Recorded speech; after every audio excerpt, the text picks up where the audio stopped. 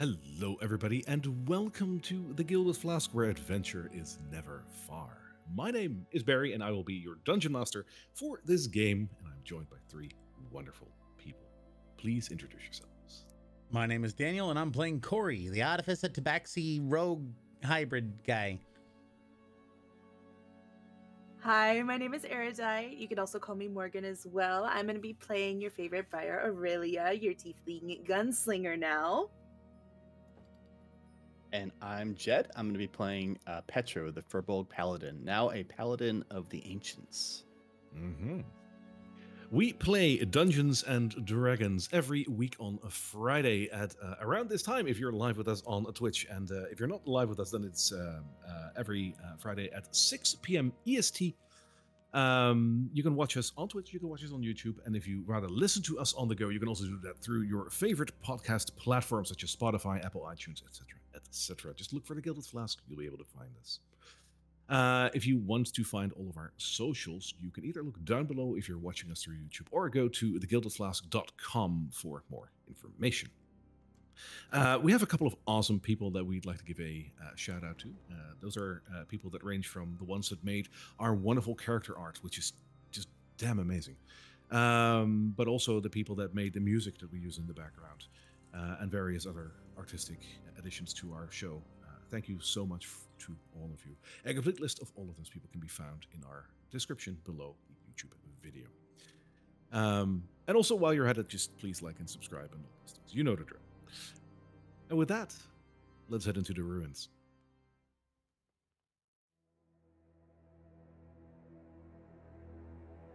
Drakkenheim. Once the glittering jewel of Westamar, beacon of civilization, academic study, and religious pursuit. But one fateful day, death fell from the heavens, razing the once vibrant city to rubble. Then, sickness, pandemonium, and monstrous mutations that overtook the few who survived. And yet, beneath the decay and calamity, the remains of Drakkenheim revealed a new secret. Whispers of this discovery crept across the lands. Delirium. Survivors, crusaders, and fortune seekers from near and far battled for dominance, ruthlessly vying for power over the ruined city. In the midst of chaos, three heroes stand ready to survive, to rebuild, and perhaps to profit. And the key to their success may lie deep in the dungeons of Drakkenheim.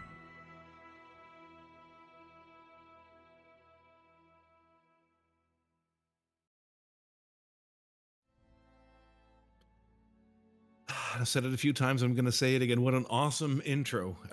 This is made by our very own Jed, who did an amazing job in creating that thing. Well done, buddy. I really love it. All right, so Dungeons of Drakkenheim, episode 4, if my memory serves. Yes. So what did you guys do last time? Well, you in episode 2 successfully ventured into Drakkenheim for your very first time and came out of that unscathed. And then in last episode, you walked around Emberwood Village a little bit more, got a little bit more information, talked to a couple of people. Now that you've basically proven yourself capable of not dying in Drakkenheim instantaneously, which obviously gives no guarantee for the future, but for now at least you're a cut above just, first timers.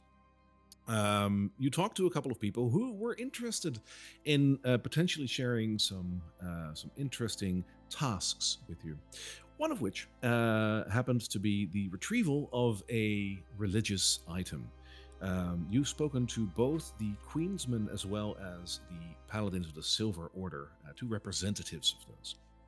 And they both asked you to retrieve the Scepter of Saint Vitruvio, a holy relic tied to one of the most important saints of the faith, which supposedly is hidden below the Chapel of Saint Brenna, which should be on the outskirts of the city.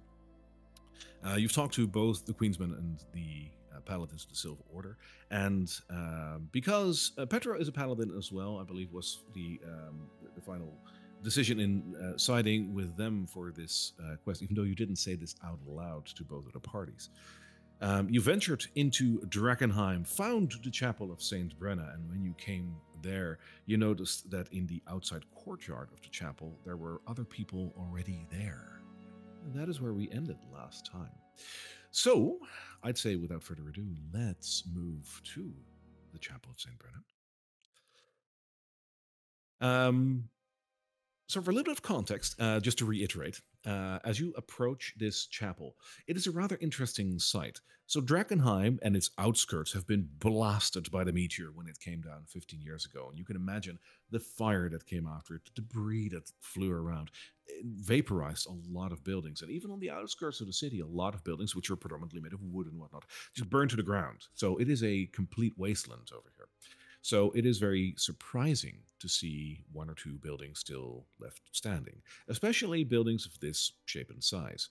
Perhaps maybe this shape of the building was its saving grace. For the Chapel of Saint Brenna is, as most chapels are of the Sacred Flame, a domed building, so a round building, which gives it a little bit more strength, I would imagine. The chapel itself has withstood the meteors falling, and to this day, beyond some disrepair and some minor damage here and there, still looks relatively okay. Sure, the windows are a bit smashed, sure, there's some brickwork missing, and the roof is probably leaking, but beyond that, the chapel is still there. Other than the chapel itself, there is a small walled-off courtyard, and just above that wall, you can see a part of a statue sticking out. You approached this chapel from the front side, and that is where you left off last time when you saw a couple of leather-clad figures shuffling about in the walled-in courtyard to your right. And I think with that, I've talked more than enough, and I'm going to hand it to you guys with the question I always ask: what is your next move? And does it look like we've been noticed by anyone in the area yet? Even though you cast teleport last time, like I would Still let a you little, live that down. still a little frustrated with that book of yours, Morgan. Or Briar, damn it! I think that's the first time. I think that you, is the I first think time. you read your book. Who's Morgan? Yeah, sure. You're the one who bought the book.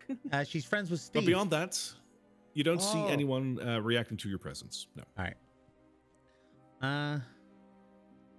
Guys, we're here for a job, right? Like, let's say we just go in, see if we can get in and get out. Oh, I mean that's a very straightforward idea. I like straightforward ideas. Also, there's like a statue over in the garden over there, and am I able to like make out what kind of statue it is, or like what it might be, who it might be of? Make me a religion check. Okay.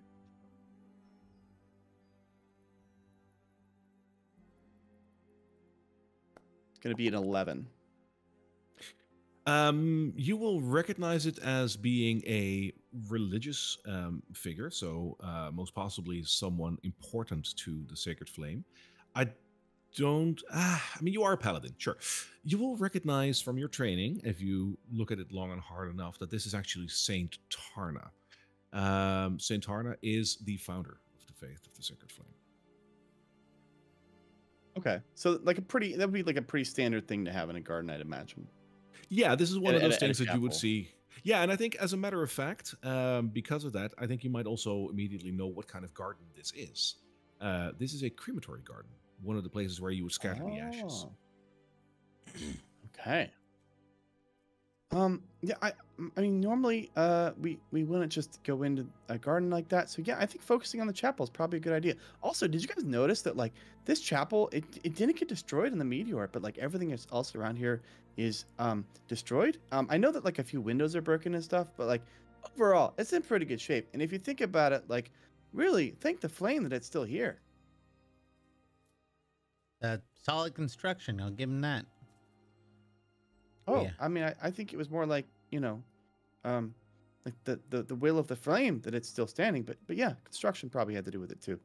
Cool. Yeah, fire is famous for its ability to keep buildings together. I gotta say, hey, Brian, can come here for a second. Petrol, we'll be right back. Oh, okay. Check out that statue. It's a really cool statue. Well, you know, tell me about it later once you get a good look at it. Hey, Brian, there's a good chance that there's some little competition over this particular item. We've, you know, had a couple of interested parties. I don't know. We may have, you know, we dealt with those, you know, husks earlier, and I'm gonna be honest. I was not a great experience. I am more of a, you know, artifact, fix a thing, break a thing, you know, deal with some customers. I can definitely deal with some customers.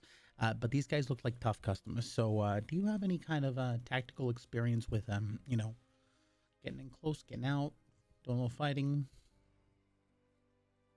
I've pretty much know how to do about almost everything. It just really depends on mainly what course of action we're going to go on this specific route here, because I'm not too sure if these people are specifically like the creatures we've seen so far, or if they're also just normal adventurers like us.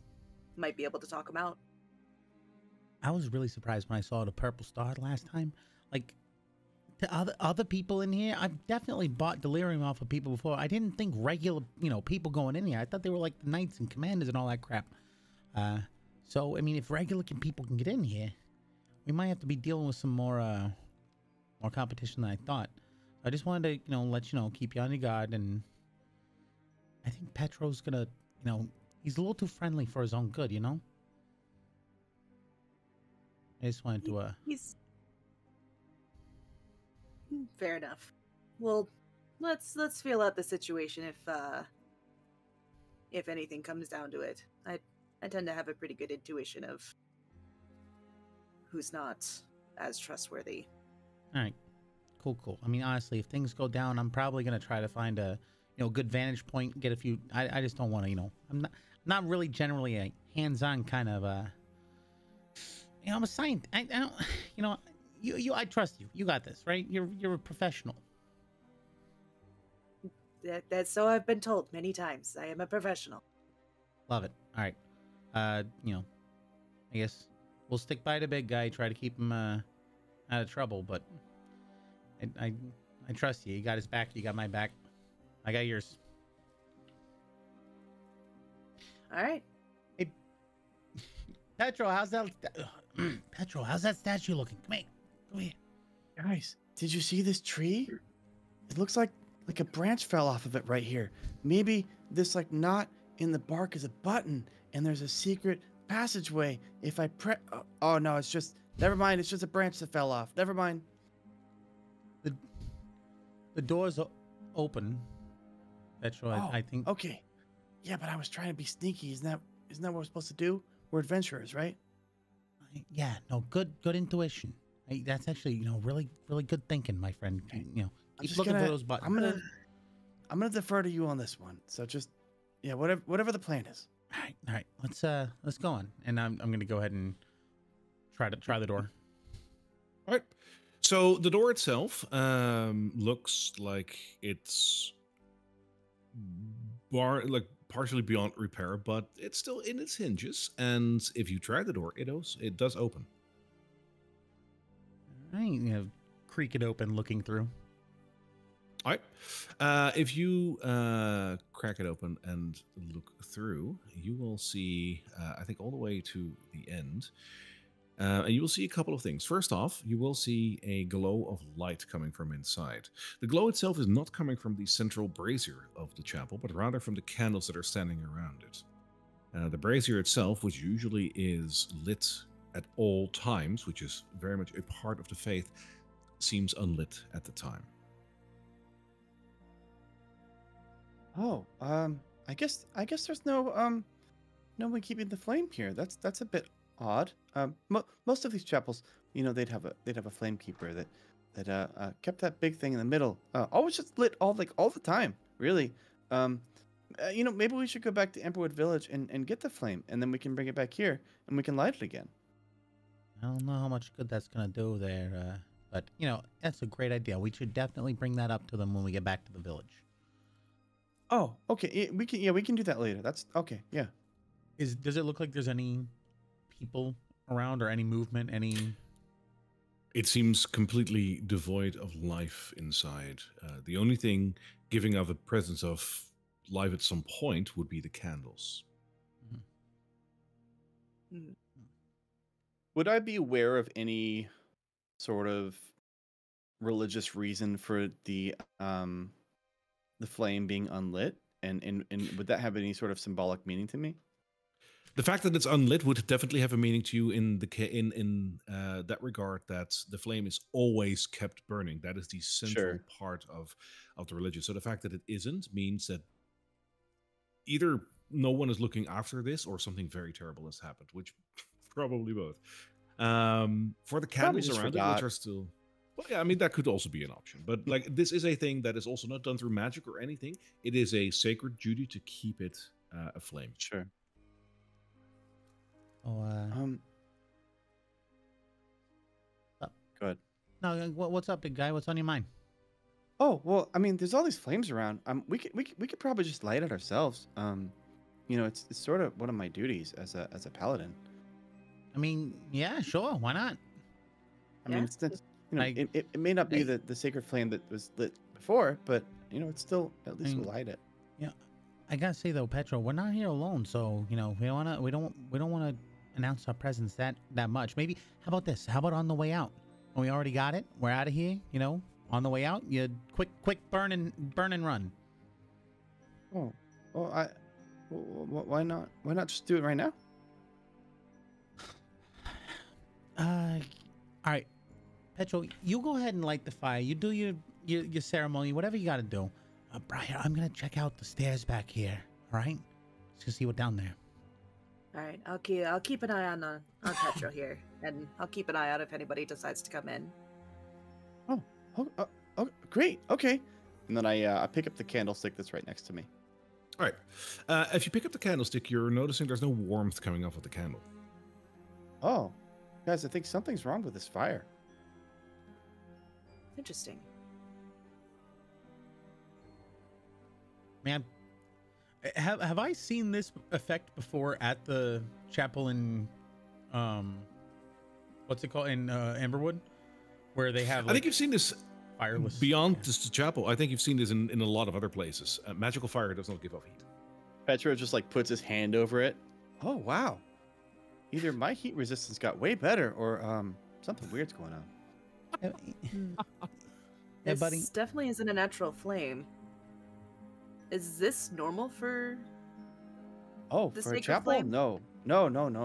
We would use a real flame, always. And I'm assuming that's true, DM. For the candles, not so much. That can be done through magic. It's just the brazier itself. That is an absolute no-no. For the candles, sure. Got it. Yeah, maybe. I mean, real fire gives off a lot of smoke. When you've got a big thing in the middle of the room giving off all that smoke, I know there's that, shoot in the middle of the room, but if you could get light by other means, that's great too. Good save. I mean, I've seen stuff like this before. It's very odd to me, using magic or whatever it is you guys do to make like some kind of continual flame. I feel like it just seems like a waste of energy, But to each their own. No, that kind of magic's just fine. Oh yeah, no, it's fine. It's fine. It's just I feel like it could be directed to other purposes. Petro, realizing that it's a magical flame, puts the flame puts the candle back into the holder. Okay. So you still want to light that big fire, or? Oh, I mean, yeah, I've got some stuff in my bag that I could light it with. And he starts to walk over. Go for it. And I'll sort of keep an eye from here on him, just out of curiosity. Oh no, it's very routine. I mean, the Flamekeeper really should do it, but I'm sure it's fine. And he walks up to the middle of the room. All right. So the brazier itself is completely out, and if you look into it, it's a brass brazier. I mean, you look inside, I imagine. Yes. Right. And I also look. Is there a fuel source? Like, how do these things stay lit? So usually there is indeed some sort of a fuel source, and there is something to ignite it and or keep it ignited. If you look inside, there are 2 bottles of alchemist fire, 2 flasks of alchemist fire. Oh, okay. That are in the basin. Other than that, there usually should be some wood or coal or something like that. There is nothing like that that's been burnt up. There's no fuel, in other words. No, the alchemist fire could serve as such, but that would only be seconds before it burns out. Oh, all right. Then I head back to the group and I say, "Oh, guys, do you think you can help me look for some like logs and stuff outside? There's not enough fuel in the brazier to like actually stay lit. I think I can get it lit. You know, if we go outside, and we go scavenge some wood for this fire." Petra, I'll come give him a hand. Yeah, sure. Oh, Also keep an eye on everything. Oh, it means a lot to me that you would help. Also, maybe that's why the branch fell off that tree. Maybe someone was trying to relight the fire. No, well, might very well be. Come on. Let's wait. go ahead, branch. No, here's the branch on the ground. Never mind. I'm just imagining that he's failing all of his investigation checks right now. Corey is completely like lost interest. He's going downstairs to see what's down there. So halfway to the stairs, you will be met with a wrought iron gate that is locked. Crap. All right. And it is like a standard padlock, or some kind of lock. Yeah, one of those locks that's like inside of the door, like a metal like square with a keyhole in it. Okay. So I'll let them do a little bit more, but I'm gonna try to lockpick this at some point. Sure. So outside, you're trying to look for some wood. I imagine, wood, right? Essentially, yeah. Okay. So there will be some wood around. As you might notice, it is a light drizzle outside, which, by the way, is kind of like the sort of like normal MO of Drakkenheim. It's always either rainy or like either just terrible weather. So the wood that you will find with the alchemist fire, you might have a very good chance of lighting it. Otherwise, it is damp. Got it. With that, you will be able to find, some twigs. Like these trees are dead, so they're leaving branches left and right. Sure. So I pick up as much as I can from around on the ground without actually, pulling any off the tree itself. Sure.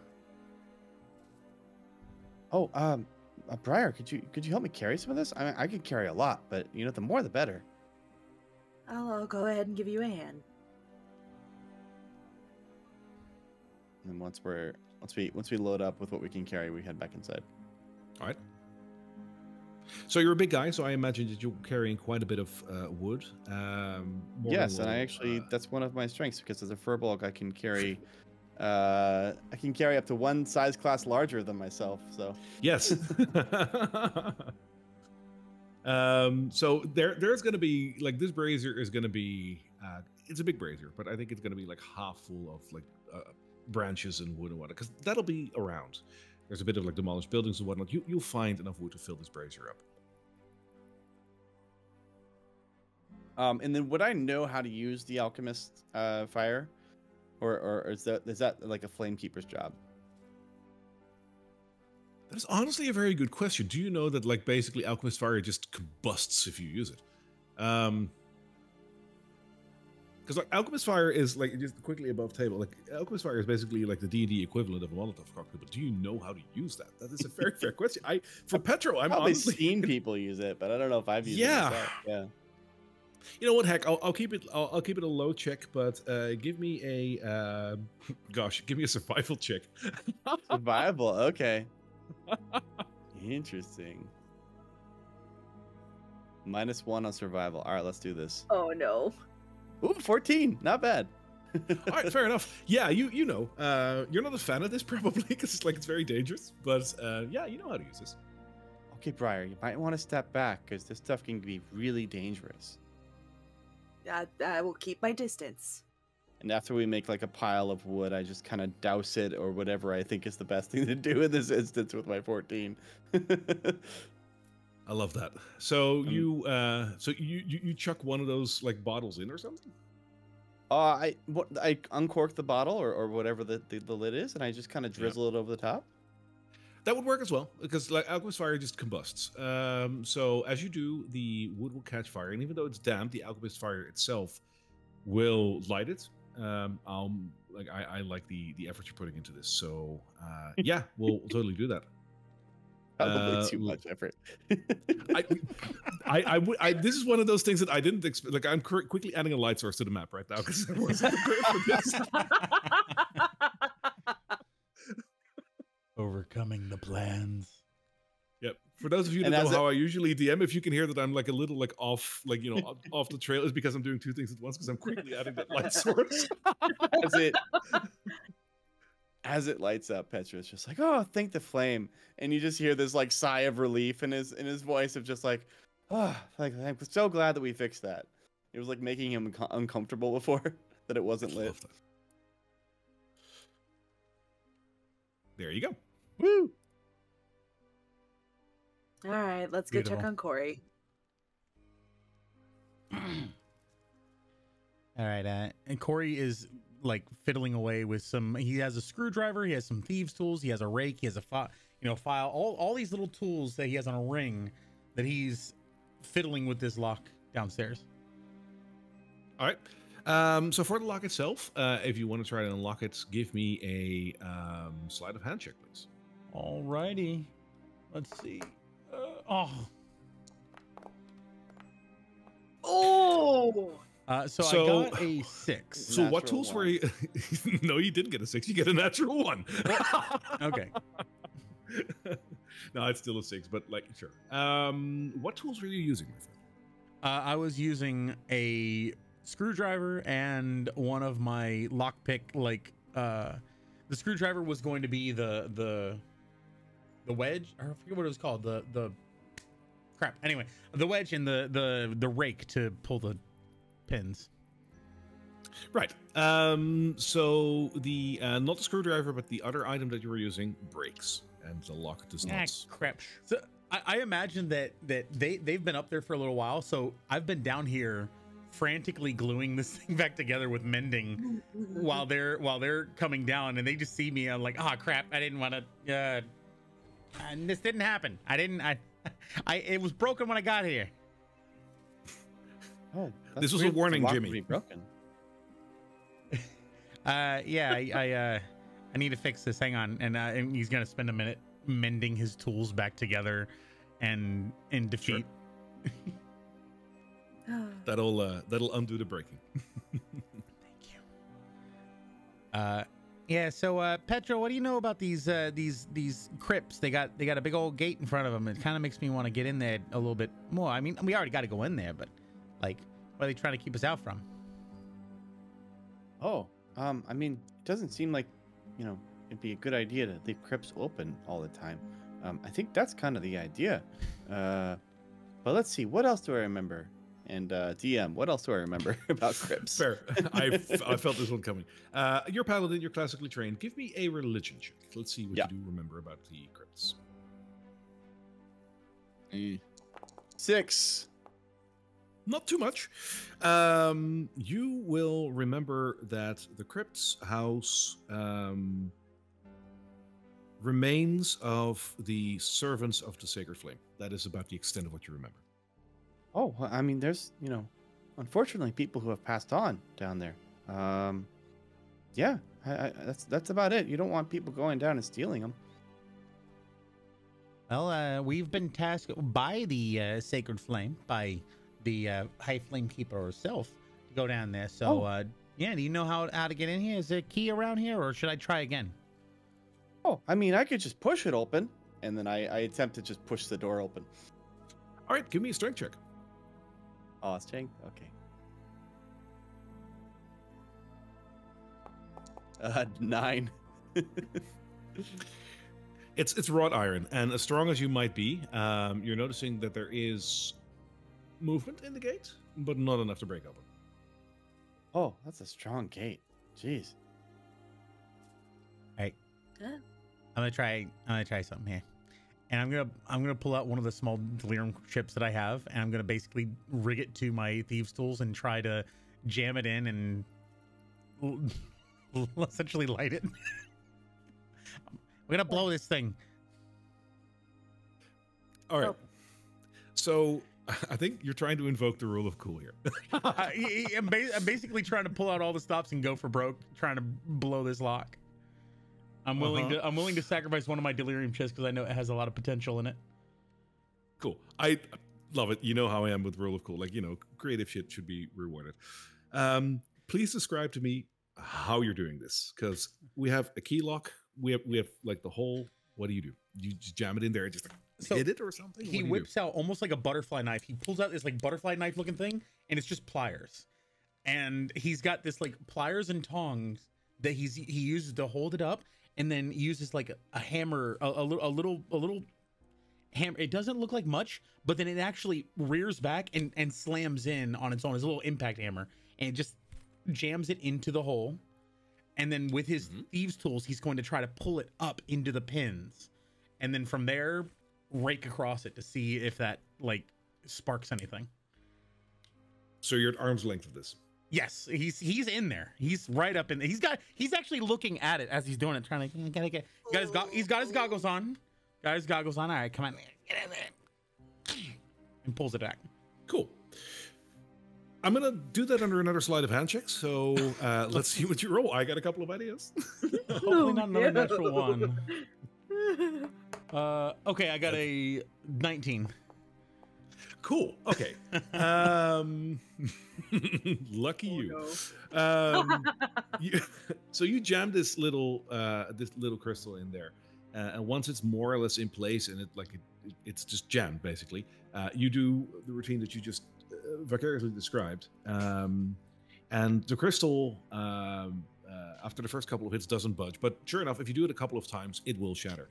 And in its shatter, you will hear the faintest of like sounds. It doesn't sound like an explosion, but it does sound like something was released, if you will. And at the same time, that sound is overstemmed by another sound, which is the loud click of the lock, which disengages.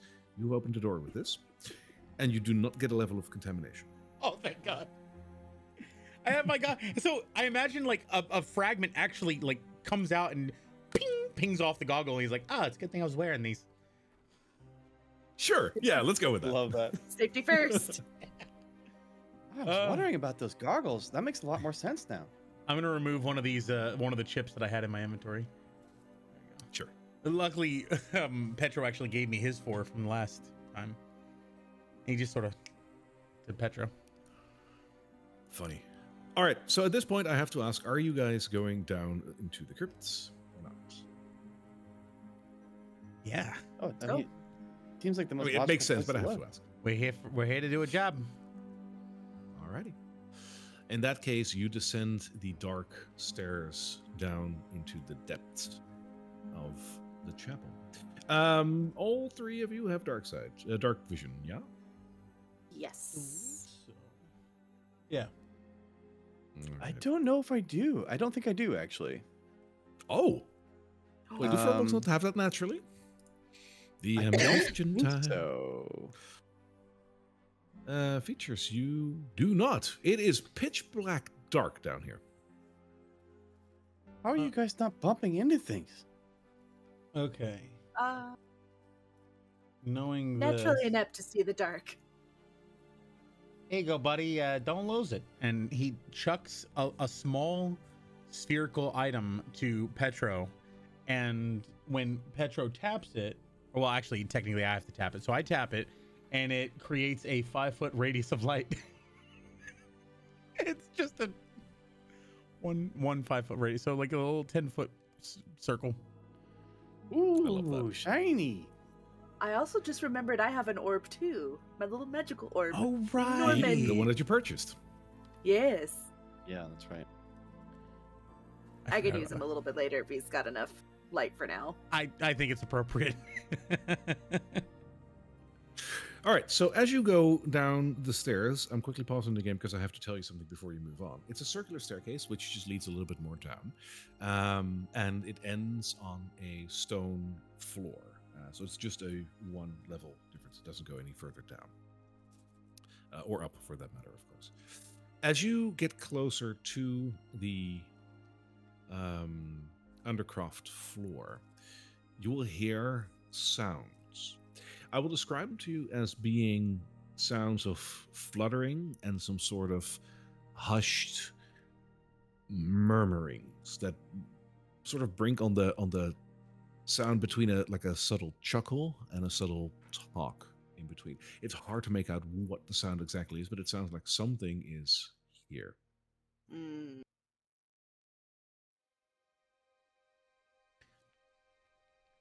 So, Petro, I think these are your people, right? The people who are buried here. I mean, if they're in the chapel, they're probably friends, I'd imagine. But also, the flame wasn't lit, so I don't really know. I seem to recall Olivia Reed mentioning, or Ophelia Reed, Olivia, where am I going with names today? Ophelia mentioning something to the effect of, about those who were interred here. Yes. Were we given any warning of what might be in the crypts? No. Okay. Never mind then. Right. Honestly, it's probably just they probably got here before us. Son of a... Oh. All right. Yeah, you're probably right. They probably are friends of the Silver Order. Let's go say hi to them. Let's not abandon all caution. No.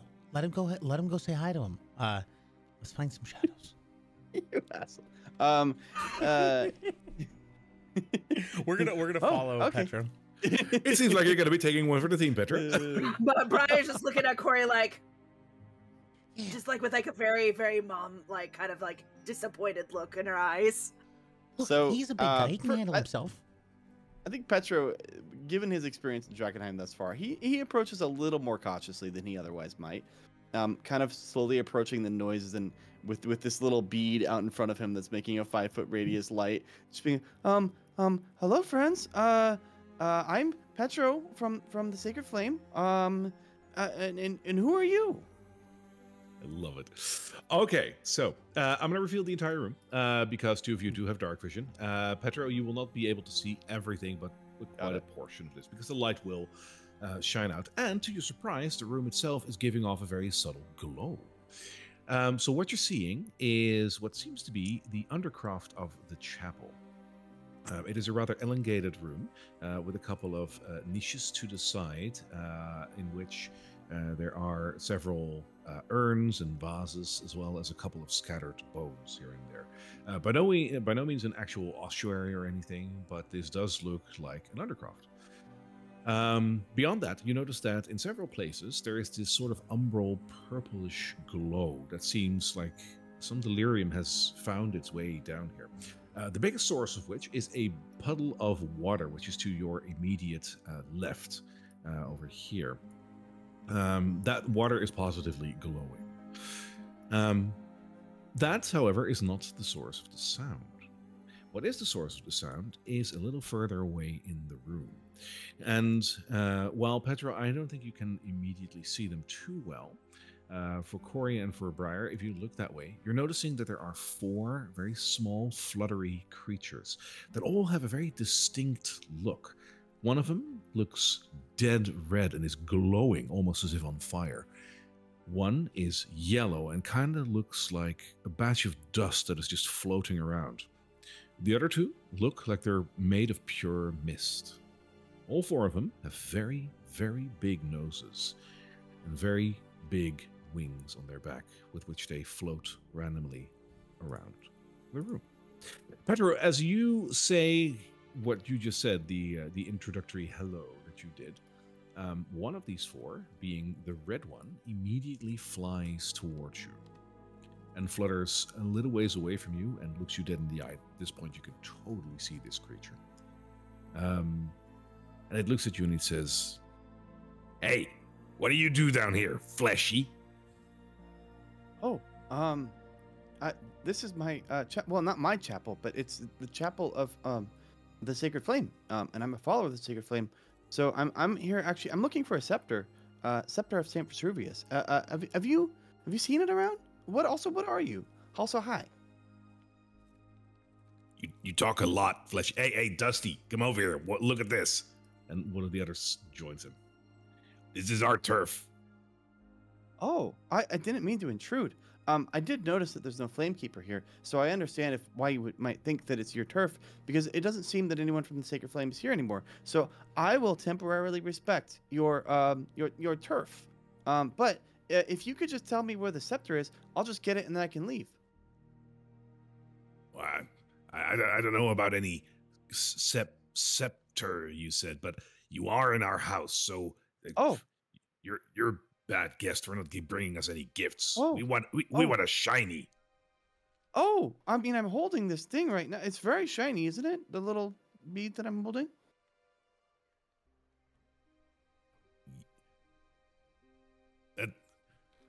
That's magic. That's not a shiny.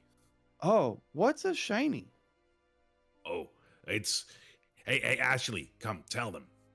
And one of the steam creatures flies over and looks at you and says, "We would like a gemstone." Oh, hi, Ashley. It's nice to meet you. I'm Petro. What kind of gemstone? Anything pretty. So you don't think this is pretty? Not a gemstone. Oh, okay. Oh, you know what? Hang on one second. And I turn back to the group and I'm like, I think they want the purple ones. Corey is slowly slinking away from I think them. they want delirium, guys. You're already halfway up the stairs. He's like backing up. He's looking at Briar going like, what the hell is happening? I think we can make a little bit of peace with these creatures if we give them some form of gemstone, by the sounds of it. Yeah, it's also not their turf technically, but maybe in this instance we can compromise a little bit.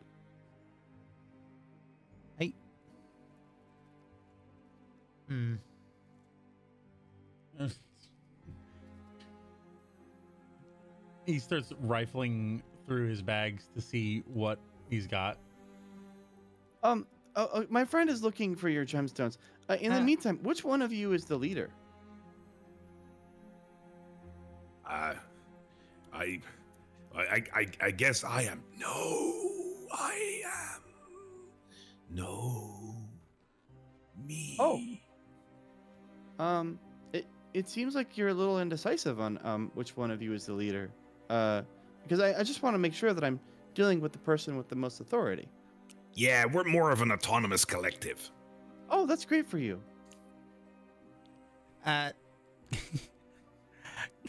Corey Flensica here with another fantastic advice. Hi there. Hello. Oh, this is my friend Corey. It seems my associate has been conversing with you for a while, and yes, definitely, we can have all kinds of a wonderful assortment of amazing things that can catch your fancy and inspire your dreams. So, what is it that you fine things are looking for this evening? And also, who may I address as the leader of your organization?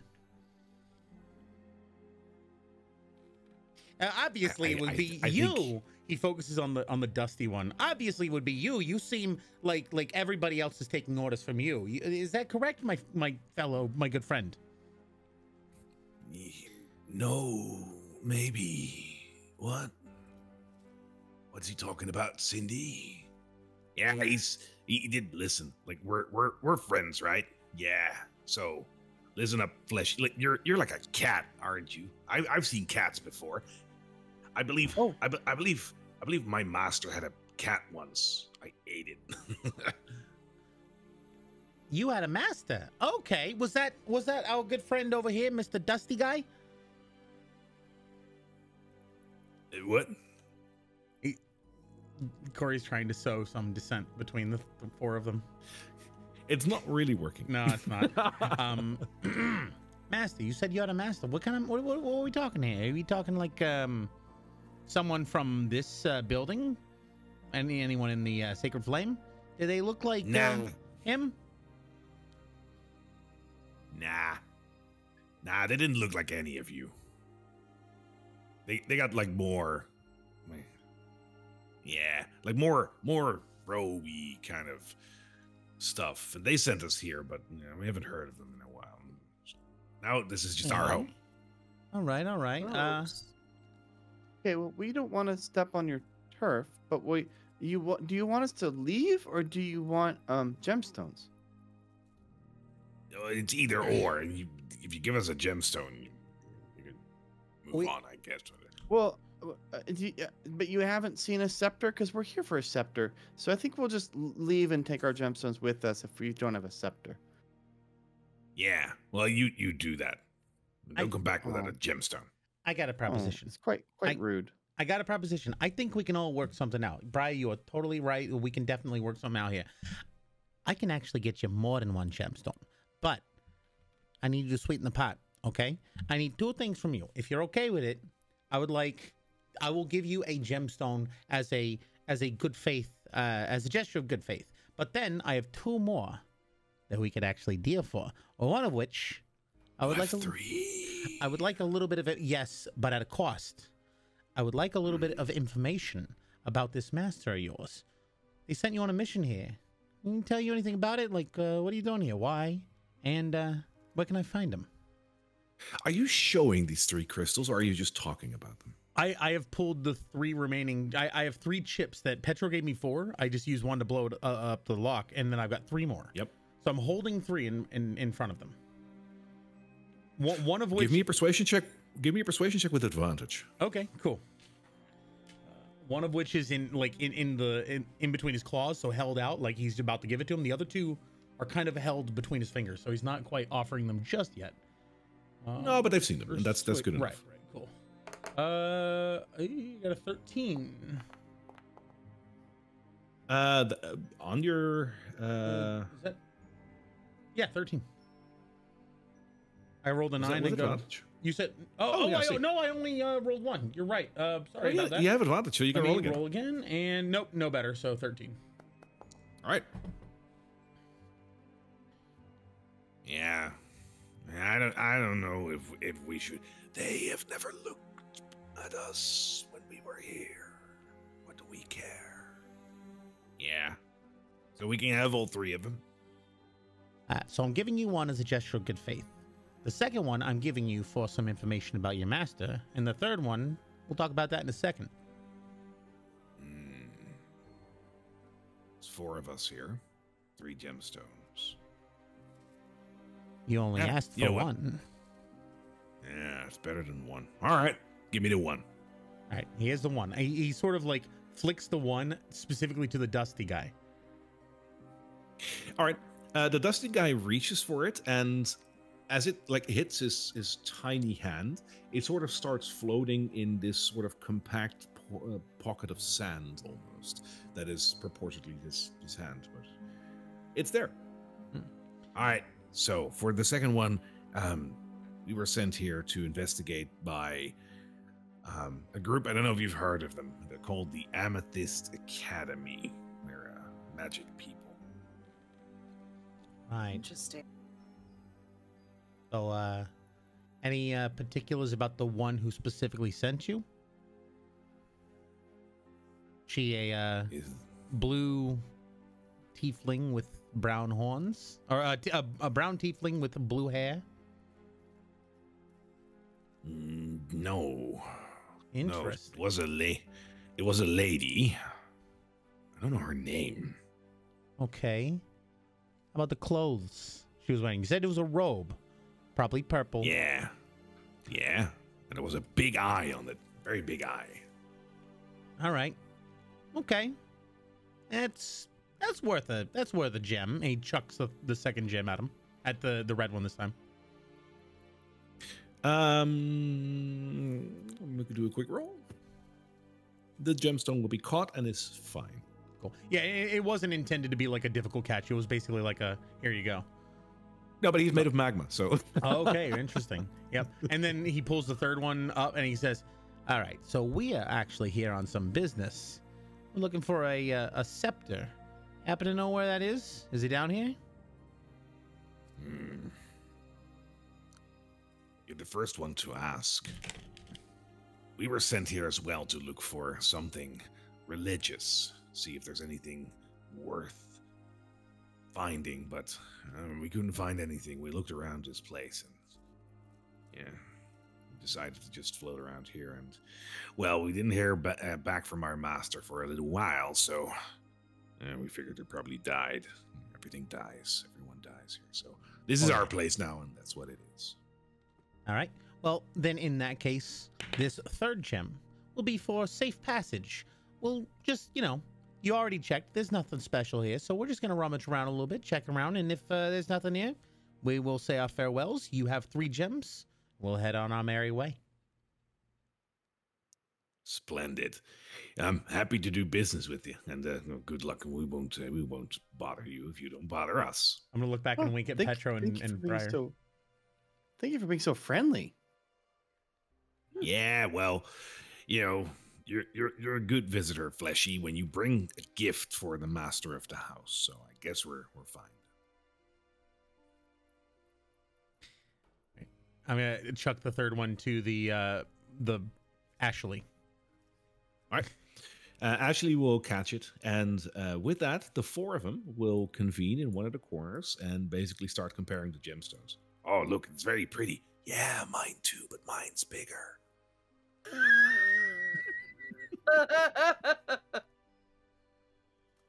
Hey, Briar, Petro's got like his hands out in front of him. Can I borrow that light that you had? This one's not very bright. You could borrow my light. And then she's just gonna kind of reach into her pouch, and she's gonna pull out the little tiny orb and speak the words Norman, and watches as the little orb just kind of floats out of her hand, just simply brightens up the room for Petro. Oh, I love it. Thank you. I appreciate that so much. And there you go. Okay, You have a bit of a glow. Now let's see if we can find this thing. And Petro takes a deep breath through his nose, and I cast detect magic to see if there's anything emanating a magic aura within 30 feet of me. And there is actually. When you do, most of the room lights up as this octarine glow all around you is definitely delirium, and thus a very big source of magic.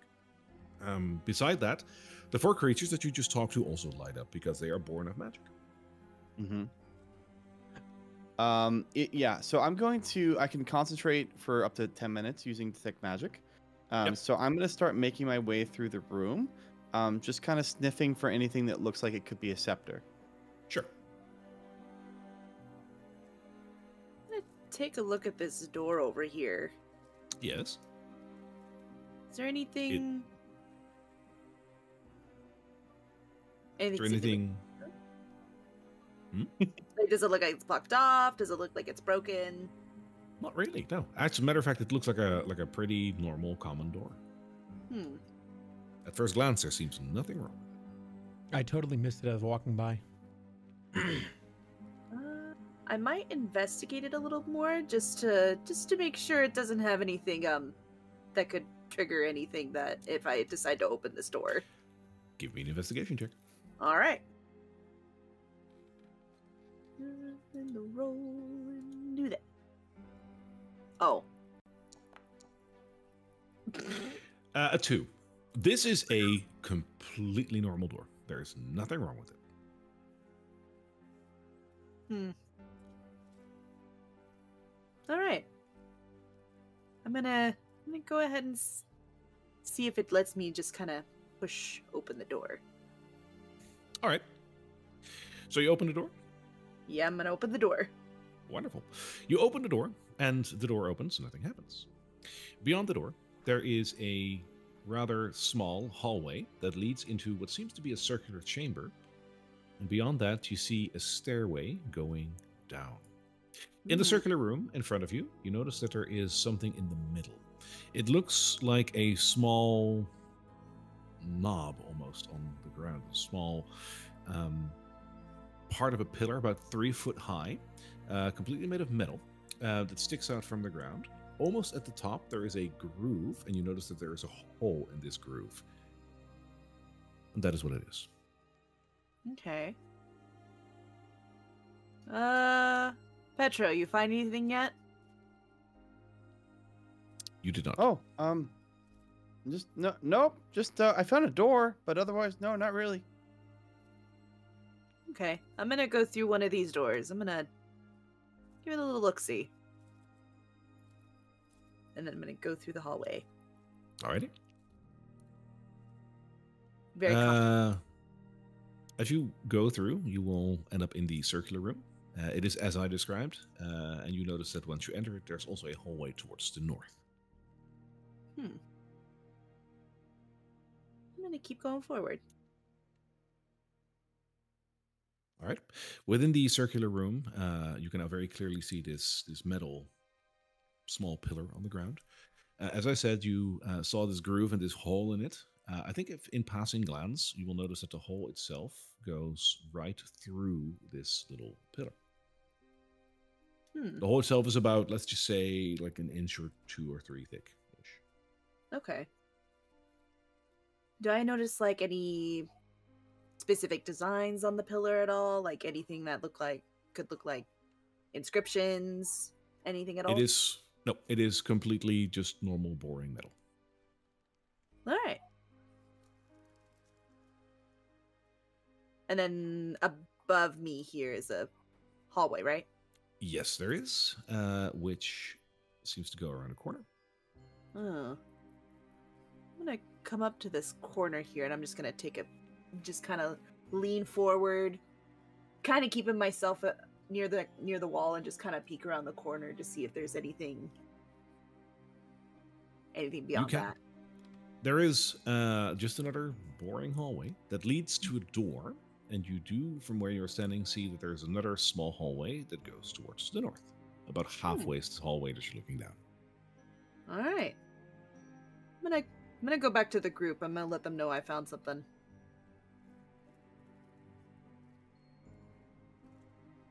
And I'm gonna approach Corey and Petro and let them know I've found a very interesting hallway through this door. We should check it out if you haven't found the scepter in here yet.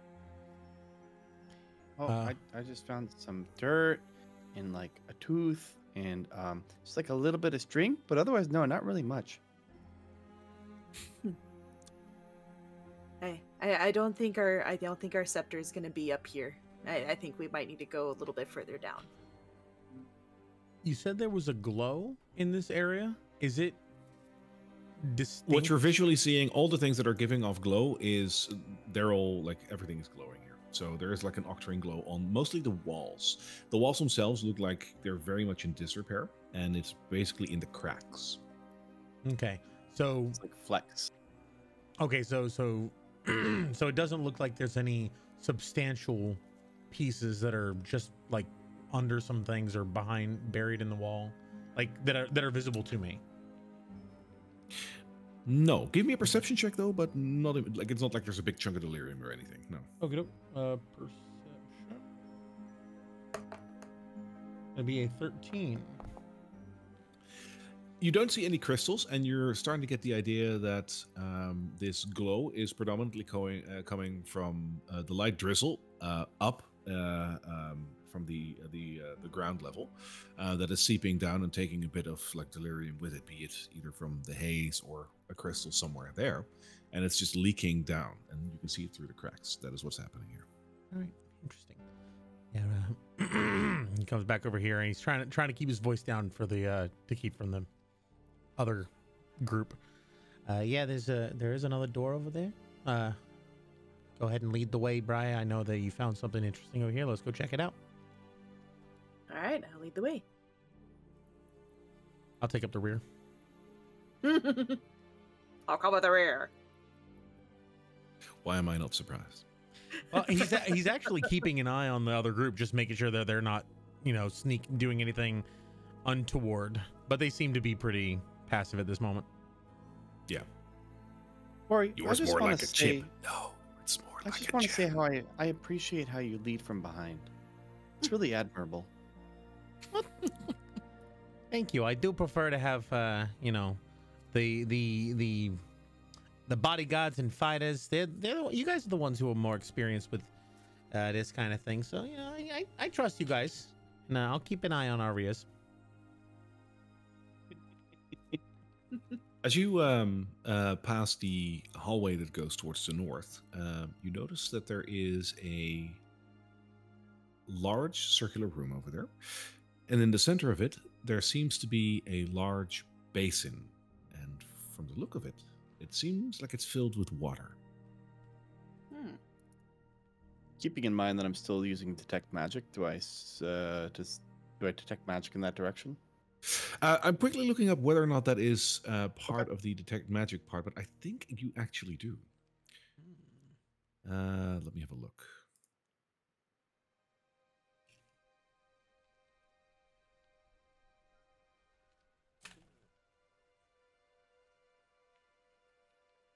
Let me quickly double check something.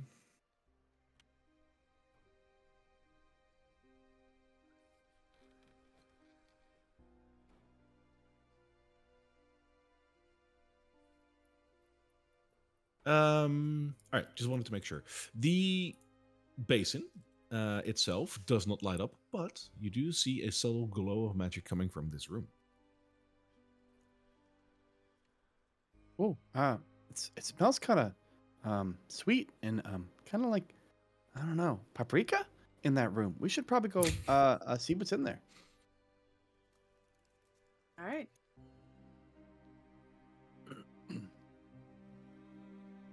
Corey's following behind going, paprika?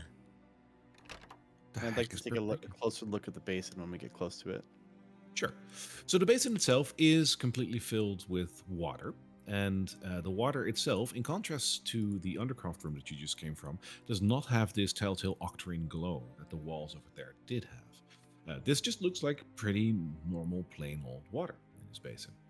What you will immediately notice as you enter this room, though, is that beyond the basin itself, the room itself is decorated. It's rather pretty. The room can be roughly divided in two parts, one of which has a couple of large panels carved into the very stone of the wall, depicting a set of funeral rites. On the other side of the room, there are a couple of stone shelves carved into the wall with various items on them. Looking at the 5 panels, Pedro, you don't even need to roll for this. I know that you will recognize this immediately, being a paladin. These are the funeral rites of the Sacred Flame. The 5 panels just basically show what happens for as a ritual for a slain paladin to prepare them for burial. Because as you will know in your faith, most people that follow or believe in the Sacred Flame get cremated when they die. However, the people that have served the Sacred Flame in any form or shape will usually be prepped for burial so that they can be quote-unquote called upon at last dawn. So their bodies are usually interred under chapels like this. The way that you prepare a body for a funeral is basically showdown on these 5 panels. So the first one shows like the washing of the body, etc. The second one shows placing the body on a tomb slab. Then there is the anointing of the body with holy water and sacred oils. There is some lighting of candles around the body.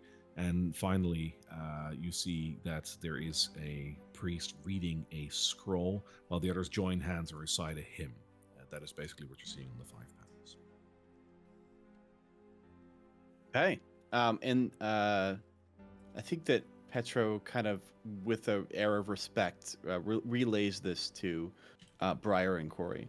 Of just like, yeah, these are our traditions. And this is the way. So, like, if somebody wants to be interred for later, this is the way that you do it.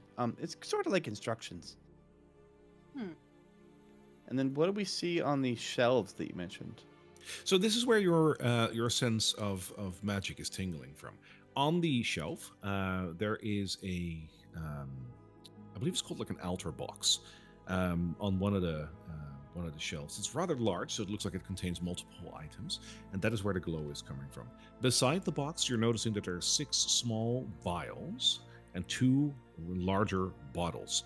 The vials themselves contain a yellow liquid, which, again, you're a paladin, you would immediately recognize as being sacred oil. The 2 bottles contain a red liquid. I don't know what the red liquid is. I'm 50-50, so give me a roll for that and make it a make it an Arcana check. Okay, not my strong suit. It's an 8, appropriately. It does give off a bit of a magical glow. I'll allow that through your use of detect magic, but you're not sure exactly what it is. It's a potion of some kind, it seems. Hey, Corey, you're good with like this kind of gadgety type potiony stuff. Do you know what this stuff is? And I pick up a red vial and hand it to him. Yeah, and as you were looking at those, he's also oh, my tokens collided. There we go. He was also sort of, looking over the tablets that you had just described. It's kind of fascinating to him and stuff. Yeah, what do you got there? I don't know. I think, Corey, you will instantly recognize it with your background. All right. This is a potion of healing. Okay. What you got there is a essentially a first aid kit. No, it's a potion of healing. Yeah, that's pretty valuable out here. Oh, you guys should each take one in case I'm not around to heal you. All right, that's yeah. I'm sure the Sacred Flame would understand. I mean, you're helping me with my mission, so I feel like you should have them. Oh yeah, no, Ophelia Reed would probably have definitely said yeah to this. And Okay. I'm also going to pocket the oils for the funeral rites for myself. Sure. Put them in my items pouch. For all intents and purposes of usage at a later time, they are sacred oils, but they basically count as a bottle of holy water. Okay. Ooh. Yeah, so it's 6 bottles of holy water that you basically have there. They're just oils for 6 bottles. flavor. Okay. Yes, sir. Missed that. Okay. Wow. Okay. And the potions of healing, they're just standard potions of healing, right? Standard potions. Yeah. Alrighty. And that's one for each of us, for me and Briar. There were 2 in total, so yes. Yay. Okay. Cool. Thank you there, Petro. Appreciate that. Yeah, that'll be very helpful. Oh yeah. I mean, look how tiny the bottles are, and look how big I am. I don't think it would even work. I mean, I hope that the day doesn't come that we have to try it out, but we're definitely not gonna, we're not gonna scrimp on resources if we need to, my friend. Just I verifying don't think that's ever been addressed. You're making me question a whole lot of things with that. Just verifying that, like, he looks down this hallway just to see if it's a straight shot back to where they came. Oh, sorry, yes. Also, don't forget, there was also an altar box that I described beyond everything that you just took. For this hallway, it's a very tiny hallway that, again, goes through a small round room where, again, you will find this little post, if you will, made of metal that kind of looks like the one from the room that you just came from. It's identical. He just pokes his head in. Sure. For the altar box that we, I must have gotten mixed up. I thought the potions were in the altar box, but They were you're next to saying it. something else. Ah, okay. So yeah, Petra opens the altar box to see what's inside. Wonderful. So that is where the final bit of magic is coming from before I think your spell disperses, because it's about 10 minutes. Probably. But you will see that within this altar box, there are a couple of preparatory tools that you would need to prepare a body. But amongst that is also 3 scrolls, which you will immediately identify as being spell scrolls. I take a peek at them. You can. So usually, unless it's like very high up level magic stuff, most of this is basically like you read through it and you understand what they are, because that's what they're made for. You will recognize these spell scrolls as being a spell scroll of lesser restoration, a scroll of Dispel Magic, and one of Remove Curse. Wow. I'm not sure if I can use these, but they sure seem like they might be useful in our mission. Would just seeing him holding those, would I know that? Because I'm sure that he knows of spell scrolls, but does he know about like what are the rules? Like, do you have to know certain spell? Do you have to know the spell in order to cast it, or like? So that's a good point, and that is a table rule. I believe rules is written, you need to know the school of magic in order to use a spell scroll. I believe that is the default. I usually rule as if you have the spell scroll, you can use it once, and then it crumbles. Because if you took the time to make a spell scroll, or if you had the luck to find a spell scroll, I think you should be able to use it, and it gives a fun extra perk to those that aren't that well versed in magic. So anyone who holds it can use it, unless it's really high level stuff, and there's a very good reason why you shouldn't be able to do so. So for all intents and purposes, these three can be used by all three of you. Amazing, love it. Yeah, Cool. very nice find there, Petro. Those could really help out in a pinch. And I mean, if we don't use them, if they're still available at the end of this, I would like to take a look at those. I'm not take it. No, you found them, rightfully sure. Oh. But I would like to take you're a welcome to those. look at them. Nice. You're welcome to look at them, and I hand you all three. Okay. I want to check them out later. Do you want to? Are you giving me these, or do you want to hang on to them? I'll just. We'll just. I mean, we're doing this together, so yeah. I'll just. Yeah, we'll just whoever hangs on to them for now. Yeah, I'll just hang sounds on to like a plan. Oh, okay, sure. I was about to add them to my inventory. He's just like, and I'm just gonna add them. Oh, Yeah, thank you very much. I And appreciate then- that. I will definitely look at that later. And then the last question: this water basin. Do I know what that would have been used for? Give me a religion check for that.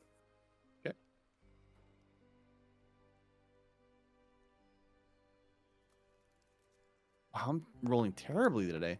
It's a 5. No, it's pretty. And when I was running detect magic, it didn't glow or anything. No, it didn't. Okay. All right. I'm just gonna leave that be then. all right. Guys, don't forget that we passed like a lot of other hallways and doors and stuff. There's like a staircase and I just want to make sure we don't get lost. Oh yeah, there is another staircase down this hallway. It looks like, it looked like it was going down, right? Yes. The one back here. Yeah, okay. Yeah, so we got a couple of staircases going down. So there is another level down there. We got to keep that in mind. But we probably want to check out what's through this door first. All right.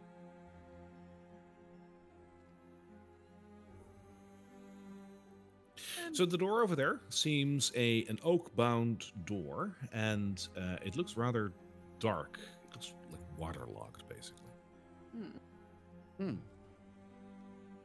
Interesting. After you, my friend. But do I What's through the door? notice? Do I notice anything on this door that could indicate it might be a trapped door by chance? Give me an investigation check. Can do. Oh, Ooh. You do not notice anything like that. As a matter of fact, you also don't notice any sort of like lock or key on this. It should be just a normal door. However, I imagine that as you try to, I'm talking like, are you trying to open it? yes, I'm gonna go ahead and open it. Yeah, I don't want to make the choice before you do. The door itself is, from what it seems, stuck. So, are you giving it like a little extra, like, oomph? Are you using like your shoulder to push it open? Yeah, I'll start kind of just nudging it, trying to get it open. Sure. If you do that a couple of times, the door will open up. Oh, there we go. And beyond that is another circular room, which seems to be completely empty, save for the fact that there are some twigs and some dried up leaves down here that seem like they have been down here for ages past already. Beyond that, there is a small set of stairs that's leading upwards towards what seems to be a metal hatch. Hey, before we go any further, remember there was that other area off to the side. It seemed like it had a little activity in it. We may not want to let them know that there's a way down. This might just be leading up to the garden, honestly. Based on the kind of layout. True. But remember there were other people up there, and maybe they haven't found their way down here yet. In fact, it's entirely possible this door was keeping them out, so we may want to wedge it again. You're really smart, Corey. I wouldn't even thought of that. Well, Brian, if you would would you be okay letting Petro try to give this door a good tug back into place? Sure. Oh, so we're just gonna... Okay. Oh, yeah. I think we should check out downstairs first. Definitely come back. But keeping this door stuck may keep, we had our competition upstairs. And we don't want them finding a way down here just yet, right? Oh, okay. We already got the four elemental imbeciles over there in the other room. Probably keeping them out. I don't know. They were kind of nice. Well, yeah. Oh, definitely. Very nice. Very nice. Great patsies. So who wants to go downstairs? He starts walking back to the stairway. Oh, okay. Bye, little door. Bye, leaves. Guess we're going downstairs. And just to make sure, like, you guys did realize, like, there's another staircase in the other room, right? Like, so there's a staircase here that leads down. But the other room that you quickly looked into, off to the side of the one where you had the basin, also had a staircase that is going down. Right, so there's two down staircases, both off of these circular rooms.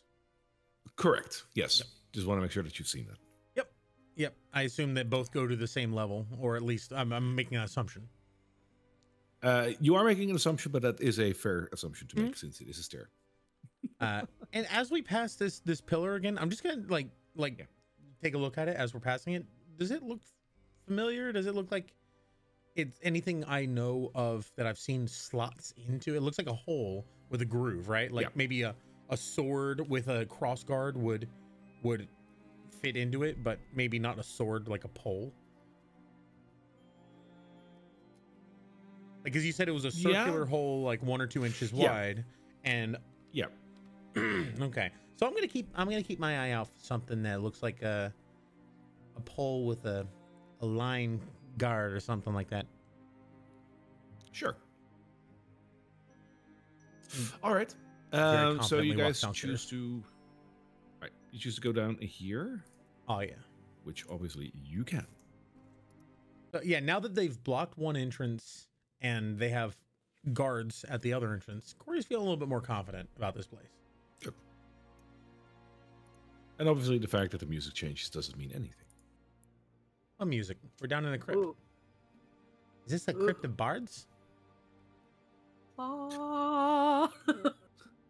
As you walk down the stairs, which is not too far, you end up in a bit of a cave. So where the room above was basically just made of brick, this room that you end up in basically seems like it's hewn out of the very rock on this level.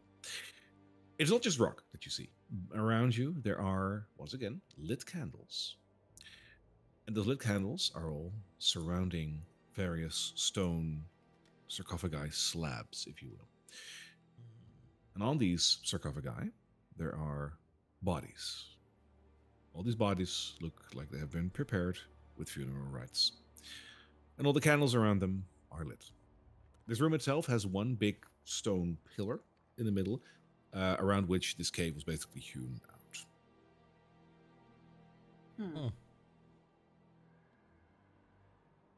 Well, this is a creepy place. You got a weird religion, Petro. Oh, I don't think of it as weird. But okay. I mean, yeah, I've seen people be buried. I've seen people be cremated. Does it look like these are like skeletons that are openly on the table and stuff on top? Yeah, so they are wrapped in linen, and they all okay. They all have two. Yeah, that's not just it. Like they Oh, all have Oh. something with them. From body to body, some of them are wearing what seems to be sort of like symbols, holy symbols, maybe sort of necklaces around them, either in gold or in silver. Some of them are holding weapons. All of them have 2 gemstones on where their eyes should be. And I think you will recognize them as citrines. Those are not unvaluable. So the reason that we leave them out like this is because you see, like, they're eventually going to need to rise up again when the sacred flame calls them again. Usually we'll get cremated, but some of us that are like really important to the church, you know, they'll just intern them like this. Hmm. Also, Petro's going to hold his hand up to one of the candles and see if it's a real flame or not. It is not. Okay. Well, Next, you know, is there any indication of who these people are, like a plaque or anything along those lines? Surprisingly, no. Would that be normal, or? If it's a good question, and I think based on the fact that you're a paladin, you would know this. If there is a plaque, it's really someone important. In most Got other it. cases, these were important enough to be left like this, not important enough to be named. Oh, it's such an honor to be in these the presence of these people who have served the flame.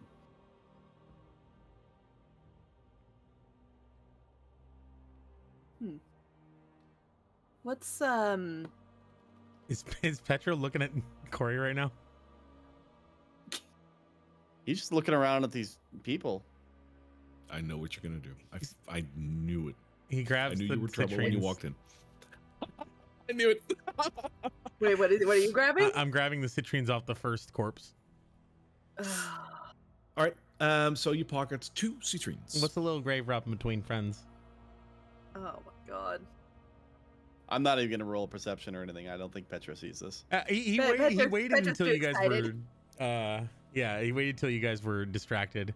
He's grabbed the 2, and he's gonna sort of like walk along, just looking at the weapons and just assortment of items and relics and all these things. Look like he's just inspecting now. Got his hands in his pockets. You're just window shopping. Yeah. Is this like a cave pillar in the middle of the room? Is that what that is? It is. Yes. Okay, it's not like a hole. Okay. Got it. For the Got it. weapons that you're looking at, the weapons and the symbols, I think all the symbols that you're seeing here are symbols of the sacred flame, so they're holy symbols. As for the weapons, I think a quick, like at first glance, they look like they are serviceable, not special.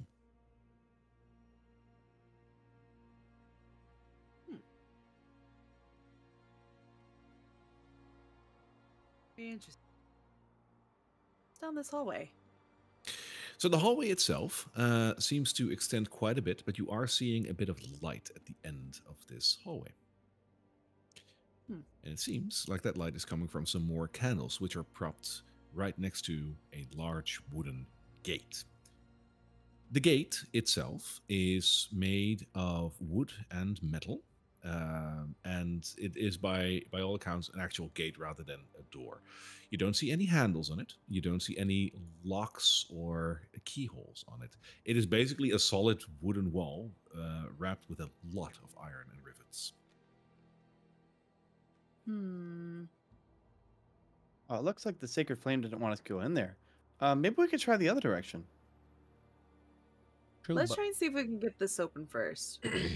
I mean, Petro, remember, this place is definitely supposed to be locked away from, from normal people. But we were chosen on a specific mission by the Sacred Flame, by the High Flame Keeper herself, to come down here and retrieve something for them. I mean, they didn't, maybe they can't, send ahead and unlock the doors for us. They expect us to do that for them. You know what? You're right, Corey. The church is counting on us. Exactly, my friend. That's the spirit. We're here for the holy fire, flame. Oh, I mean, flames are fire, so that's okay. A for effort. You're smart. Alright, so how are we gonna get it open? Do you know about this? It doesn't look like, I don't see any locks or hinges or anything, or handles or anything. Upon looking at the gate itself, do I notice anything that looks like it could be like jutted out, like it could be something I could push, some sort of mechanism that might be nearby? Unfortunately, nothing whatsoever.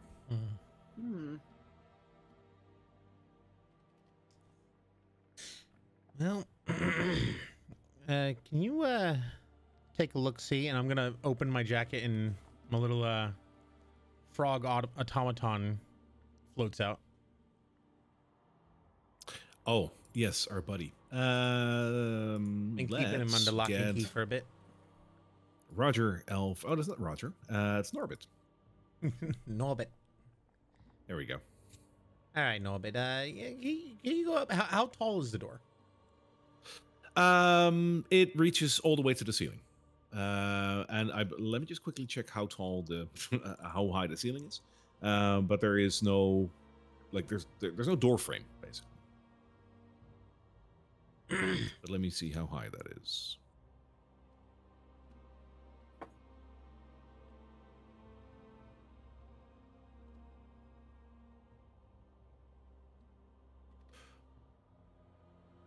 It doesn't state it, so let's just go with like for you Americans out there, how many feet's like a normal room height? So like a meter would be just over 3 feet. All right. So let's go with 8 feet. So Petra's like Petro height. Cool. Yeah. Including helmet, that's gonna scrape. Like Yeah, he's like ducking a little bit as he's walking through here. Poor Petro, man. The world isn't built for him. Or well, the humanoid world. He's built different. He's built different. Oh. Built Ford tough. I mean, that's where I like to be outside most of the time because there's no ceilings outside. I totally get that, man. I totally get that. And Norbit's gonna sort of like just hover up along the edges of the door, just looking for anything. But if he doesn't find anything, he'll come back. you can make a perception check to see if you find anything, if you're like putting that much effort into it. Yeah. Okay. Yeah, he's looking for like latches or anything that could be used to even weaknesses, cracks and stuff like that. So okay. Perception.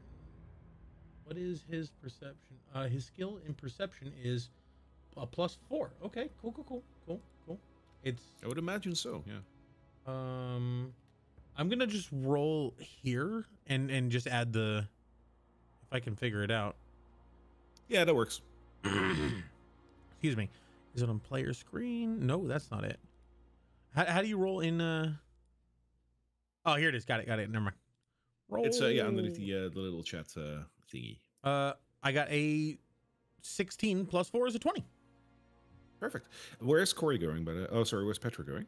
I think Petra's going to go back to the room and start just paying his respects one by one to each of the interned fellows. Hold that thought. We'll get back to you in just a second. For Norbit, so you have the 16 plus. What's the bonus that you have? Like a +4 on it, so that's a dirty 20. 20. Yeah, dirty 20. Right. There is nothing that you can find in terms of weaknesses or any sort of latch or mechanism that you would find along these cracks. He just comes back and he's just, sorry, nothing, and it's fine. Good track. All right, Petro. I broke the game. Oops. Sorry. I just moved you back just a little bit. As you walk back to pay your respects, you walk around the corner over here, and as you do, come face to face with. It seems to be one of the inhabitants of this place. He is surprisingly missing both of his citrines, and is, for lack of a better word, looking at you, and then draws his sword. Oh no! Oh no! I have no idea what could have happened. This is completely perplexing to me. Corey. What could that ever be? I'd like to have a roll for initiative, please. Alrighty. Don't look at me. I don't know what you're talking about. You know exactly We're talking 7. about Corey. I got an 11. Oh, damn. We all roll 11. Your roll didn't register with me though, Corey, but I can add it here. You had an 11, right? Yeah, you should see it right above Petro's. It says initiative +3. I got 11 total. Yeah, I didn't add it to the carousel, but that's fine. Oh, 'cause I very can odd. manually do that. Huh. Hang on. Yeah, and I think Norbit basically just goes right after me based on my Oh, I just rolled wait, a 21 for you, but Oh, wow. I did that. Oh, okay. Now you have an 11. I'll You're take still it. at the top though. Cool. All right, there you go. Cool. With that, Corey, you are first. All right, takes his turn immediately after me. Okay, cool. Well, I think I'm gonna, just for the sake of introducing this, I'm gonna use my action. So I turn around. Corey turns around and he sees Petro just sort of like looking shocked, and a very well-known to Corey skeleton standing in front of him.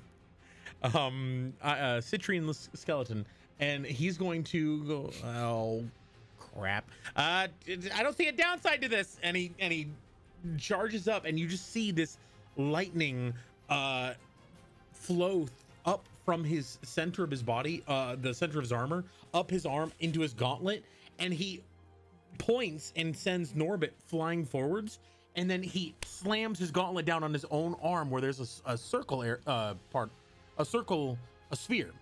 And as the sphere charges, you see Norbit glowing with this electricity, and Norbit's going to come in and cast Shocking Grasp on the skeleton. That is such a cool move. Yeah. That is okay. cool. That is cool. So you're basically, what you're doing, and from a technical point of view, you're holding your action until Norbit reaches there, then cast it through Norbit, right? Right, Norbit so- takes his turn right after you. And then Right. I'm using my I'm going to have my bonus action to tell Norbit to essentially he's going to use the disengage action, and he's going to use his reaction to use the Shocking Grasp on the skeleton. got it. Perfectly fine. Yeah. You can do that. So he flies forward, and actually, I don't think I'm going to use the disengage because he just barely made it there anyway. So dash, Shocking Grasp. So let me see. All right. I had to try it. This was too cool. I got a 15. It's such a cool move. That'll hit. Oh, was he wearing metal? Because it would have been an advantage.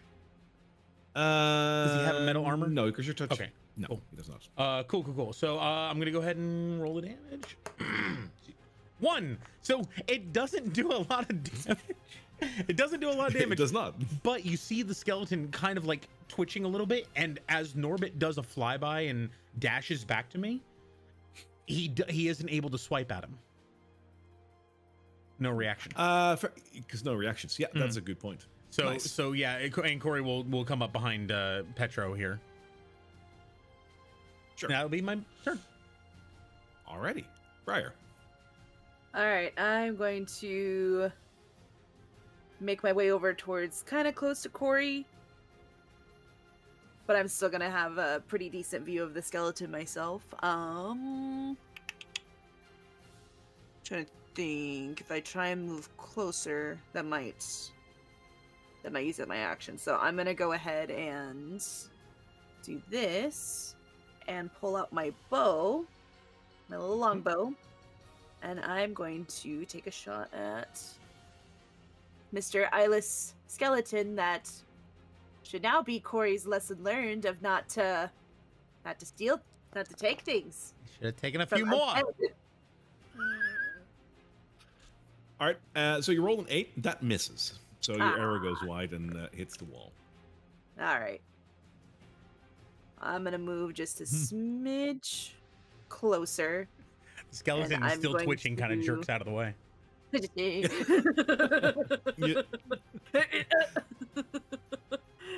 And I'm gonna put my bow out, put my bow back, and I'm going to prepare my 2 long swords. Cool. That's Or right. short swords, sorry. Yes. So Petro is quite shocked to see this this fellow that he was just about to go pay respects to suddenly wielding a sword right in front of him. So I'm actually kind of still deciding exactly what he's going to do. I think Actually, you might be conflicted by this. I imagine. yeah.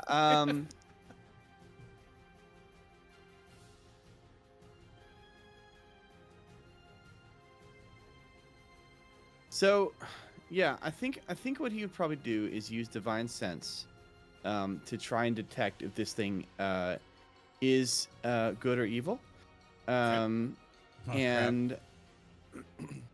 they would also detect anything affected by the Hallow spell, and know if he was a fiend or a celestial or an undead. And so, yeah, the first thing he's going to do is cast divine sense to try and just get a bearing on the situation. Okay. So as you do that, you will notice that this skeleton is, in its current state, being a risen undead, is indeed considered lawful evil.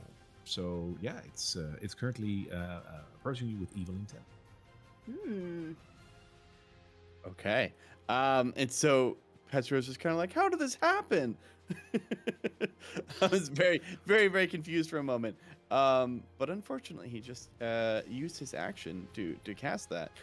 So I'm not so sure if there's anything else he can really do with this turn. I think what he will do is cast Shield of Faith on himself. Sure. And so he has +2 to AC. All right. I believe that's his turn. He's just going to stand right in front of it and just be like, I'm so sorry for what's about to happen. The skeleton, who feels disinclined to react to that, as a matter of fact, he doesn't. He does feel inclined to react through like rusty steel. Stabs his sword forward towards you, Petro, and will try to hit you for a dirty 20. That actually misses with my Shield of Faith. Nice. It's 21 right now. Nice. So it's like it narrowly hits you, and then it's like think like on like pure light or something. Like I just like an inch of nothing. Because I'm in the chapel, the sacred flame is protecting me. Of course. Then the skeleton gives you a wicked grin, because what else can you do? And with that, we're the top of the round, of course. All right.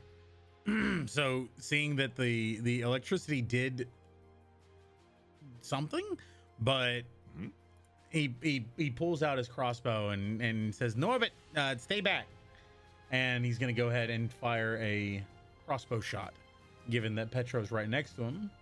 See if he gets a little, oh, he went from a 19 to a 1. Oh. He was going to go for sneak attack. Nope.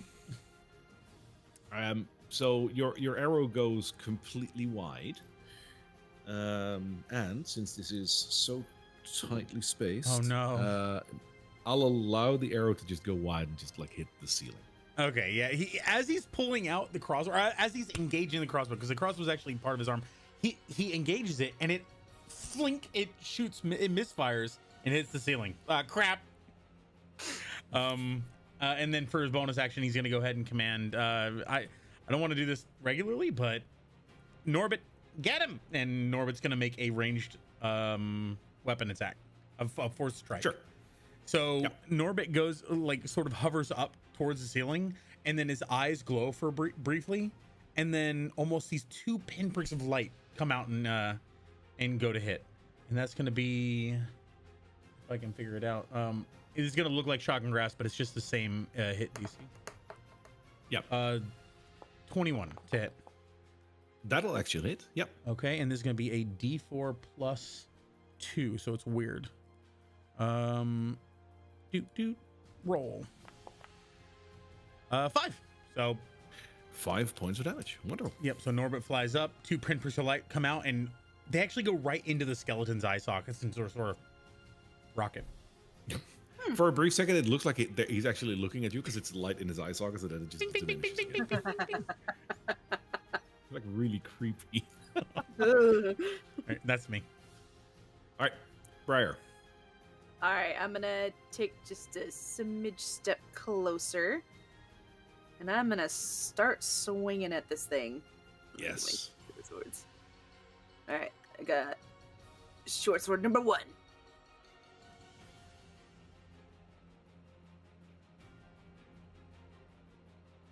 Well, Rest is of it dice. gonna? That's a good question. I'm like, is it gonna register? Oh, there it is. Yeah. Okay. There it goes. That's a 13. That'll hit. Okay, Nice. cool. And Which then is you rolled with 6 points of damage. Okay, cool. I'm gonna do another swing here. Which, by the way, with the 6 points of damage that you did, it is considered skeletons can't be bloodied. It is Bony? bone juice seeds. Something. Yeah. Marrowed. It's hurting. It's marrowed. Oh, I love that. Yes, it's marrowed. Ooh. That and also like a part of the skull can start cracking. That would actually sure. be kind of cool too. Like along the line, around- it looks like it's hanging Yeah. open a bit. Yeah. And it Yeah. just hisses back at you. All right. Hail it, it's Let me pure go evil. ahead. All right, I'm gonna go in for another swing. Let's do it.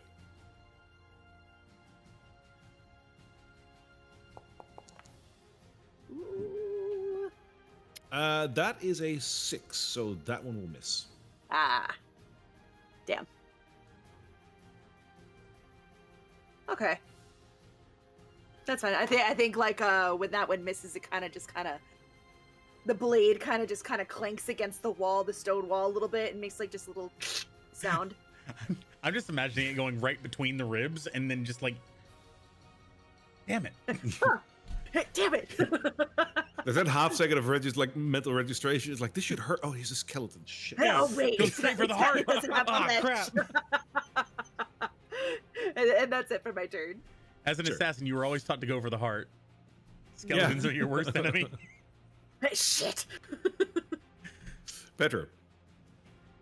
He lifts his maul and he just says, "I'm sorry, friend," and he takes a swing at him. Oh no. Let's do it. I find it so incredible. Oh, I just accidentally rolled damage instead of. Hang on. Oh, you also No, rolled it to hit. You did both. Oh, I did. And the to hit I is 13 and will hit. Okay. And then Nice. that does 6 bludgeoning damage. It does 9 total. Nine and, is upside down 6. Yep. and because that is bludgeoning damage, I imagine, because you're Yeah. using your maul, Correct. you're going to notice that it does more than that. So you obliterate this skeleton, basically crushing it. It's so Bone meal. It's so not fitting that it's hitting. no. It's but a shadow of its former self. Like this thing's gone. In the Strike it last out. turn, he said, "I'm sorry for what's about to happen." Then me and Briar just like ping, ping, ping, thunk. Yeah. you just basically play it against this skeleton. Like That's it's great.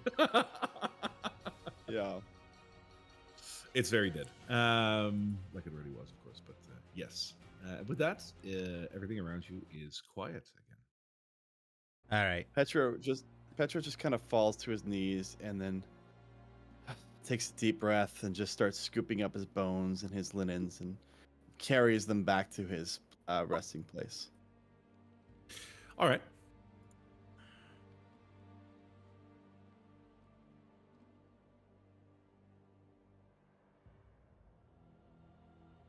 And he kind of tries to not like lay them out in a humanoid way, but just in a respectful way, lays the bones on the table. All right. I grabbed the citrines off of this skeleton. Okay. Testing requires proof. Testing requires evidence. I mean, one is an instance, 2 is a pattern. Just for the sake of myself, and I'm not sure, because I'm not sure if Petra would notice that the citrines are gone. If you're okay with it, DM, I'm going to roll a history check for myself and say that if it's over a 10, he remembers that the citrines were there, and if it's under a 10, he does not. I like that, so I'll allow it. Sure. Okay, cool. Let's do that then. And it's an 8. So no. he respectfully lays the bones on the table and reads an excerpt from the Sacred Flame. I don't actually have the funeral spell prepared, so I can't actually do funeral rites, but Okay, so tell me exactly what you're doing. You put down the bones on the slab. What else do? You lay it down and you say a prayer. I say a prayer, and I put a few drops of holy water on top of the bones. You notice that when you also drop the droplets of holy water on the body, I think for a second you remember that actually pretty much encompasses part of what you saw on the panels upstairs. And there is a sense of weight that lifts from you and your immediate surrounding as you drop these holy water droplets on the skeleton. You feel you might have done the right thing.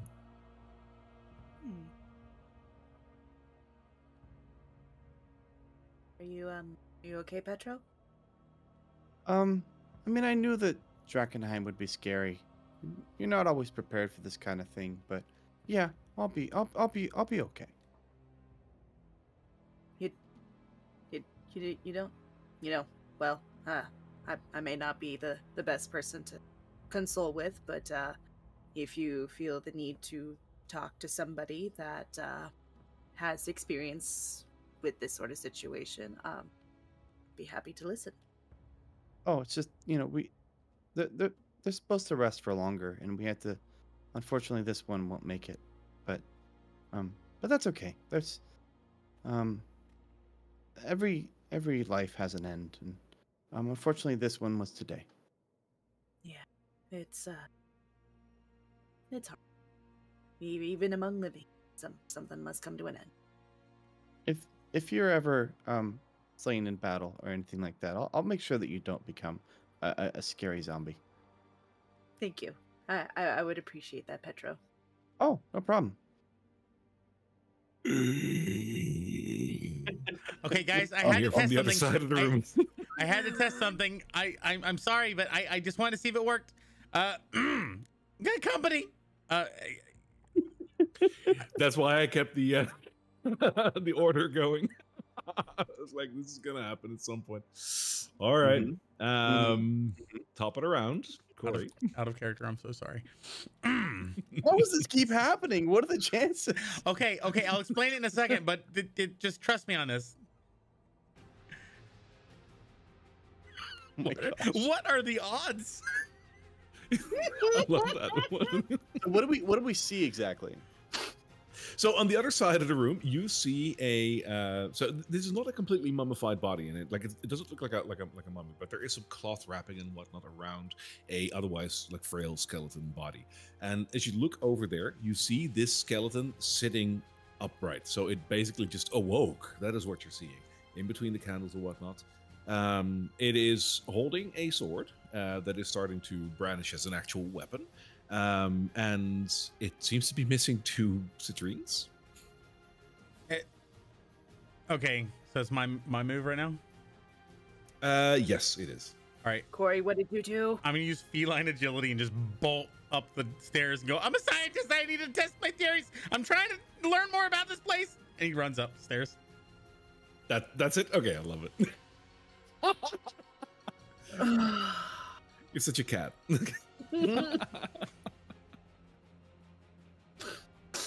Briar's gonna take this time to just kind of like reach and grab the back of Corey's jacket just before he tries to make it up the stairs, and it just Yeah. you caused this problem. You're gonna help me finish. You're gonna help us finish this. Okay.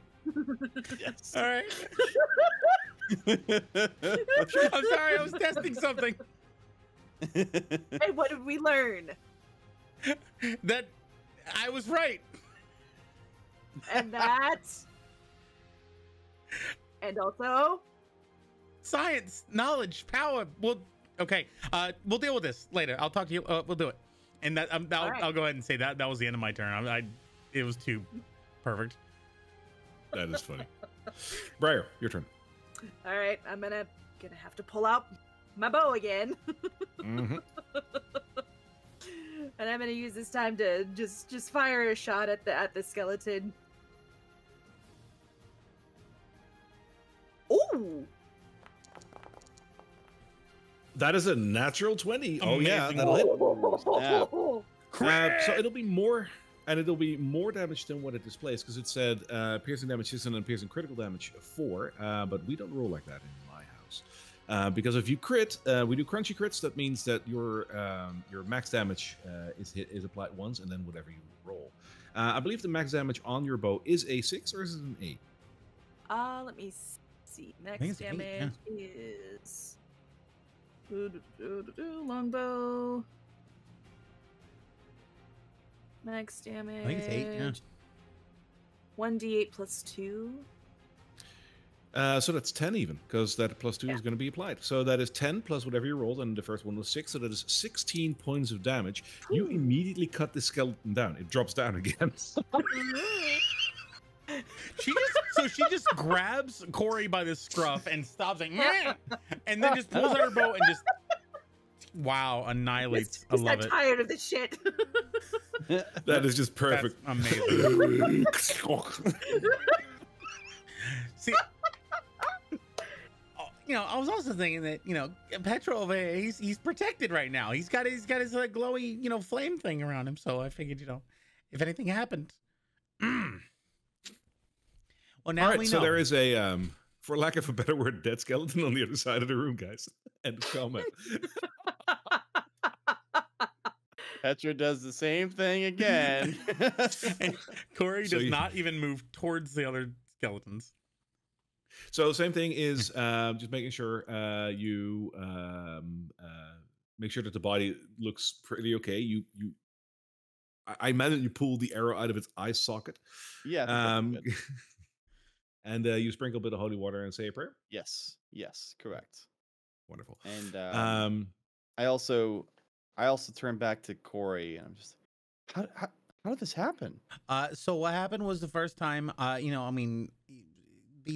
was gonna put some coins on his stuff. Those guys upstairs, they're looking for gems. He had some gems on his eyes, so I was thinking, hey, I'll just take the gems. It's citrines. He doesn't need them. He's fine. He's a skeleton. And then he came alive, and I was like, okay. A happened, B then happened. So it's possible that they're connected. And then I had to be sure, I had to check again, just to make sure that it was that. Because it could have been that we just walked by and I don't know, maybe you smell funny and he got up. That's entirely possible. But, once I did it the second time, second one got up, boom, now we know. Don't touch the gems on the eyes. See, everybody, we learned something. That's why you do science. And he starts walking away. Petro, Go ahead. Since Corey was close enough, if he's not paying enough attention, Briar's shirt kind of just moves a little bit, almost like it twitches slightly. But this is if he perceives it. Her shirt. Briar's just like her shirt seems to be moving a smidge. No, if anyone like he's got a couple of like little nodules on his jacket that right now they don't do anything, but they will eventually do something. He would feel someone ruffling in his own thing. That's the only scared and concerned about. If your clothes are moving, hey, maybe there's a breeze. Yeah, she's gonna play it off as a breeze, but that's what you think is the breeze. Yeah, he'll sort of look over like, oh, weird. Anyway. Sorry, Petra. Kind of got like a slight eye twitch. She's irritated. All right, go ahead, Petra. All right. Petro walks over to Corey, and he looks at him and he says, "These were, at one time, good men and women of the sacred flame." And you hear like a tone in his voice that you've never heard before.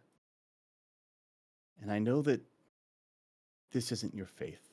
And I know that these aren't your people. But they were laid here to rest for a reason. I'm not mad. I'm just disappointed. And he holds his hand out expectantly. Corey, give him back Corey the gems. shakes his hand and says, "You're absolutely right. I'm sorry." Petra just stares at you. Holds her hand tightly. Yeah. Here you go. He gives him the 4 citrines. And then Petro goes and puts 2 on each of the piles. Perfect.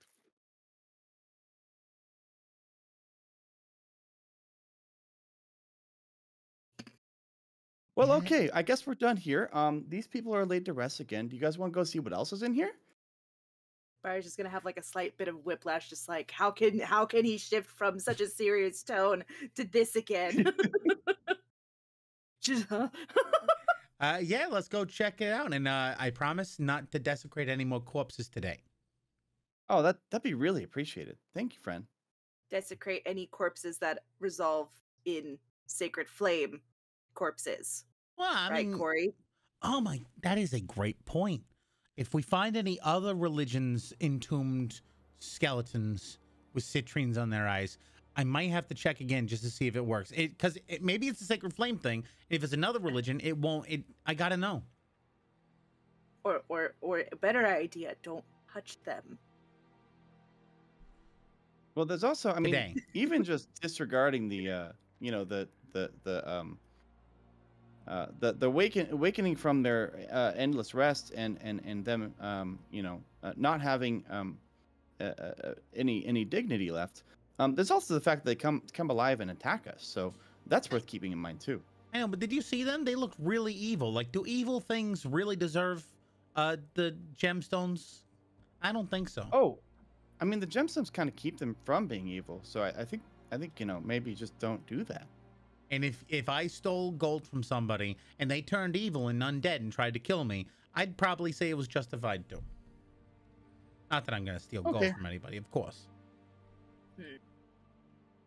All right, let's talk about this later. Yeah, definitely. All right, let's All go right. see what's at the other staircase. I'm imagining it's gonna I've go to actually the got other some side. Upstairs. I've got some passages that I can read you later. I'll teach you all about it.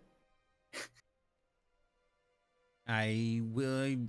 You know what? I spent a lot of time, fixing gear and stuff like that. Maybe while I'm going through some of my stuff, you can regale me with some of your passages or whatever.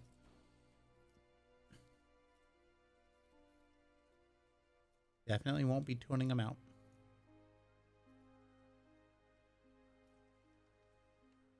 All right, so you walk over to the other Yeah, side. we and walk you go all the way to down the other that stair. staircase, right? Yep. Sure. All right. Then from there, All right. we go back down again. I realized we were doing it again. The whole like just slowly moving across. Like we could have just said it.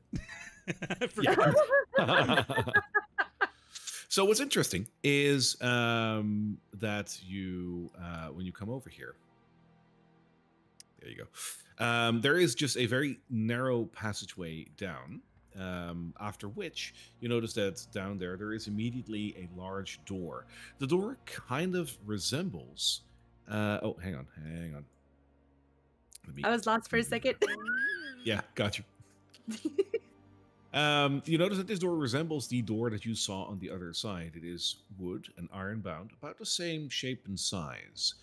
Even though this doesn't look like a cave, but rather more something that has been made out of stone and brick like you've seen upstairs, the door itself is almost identical.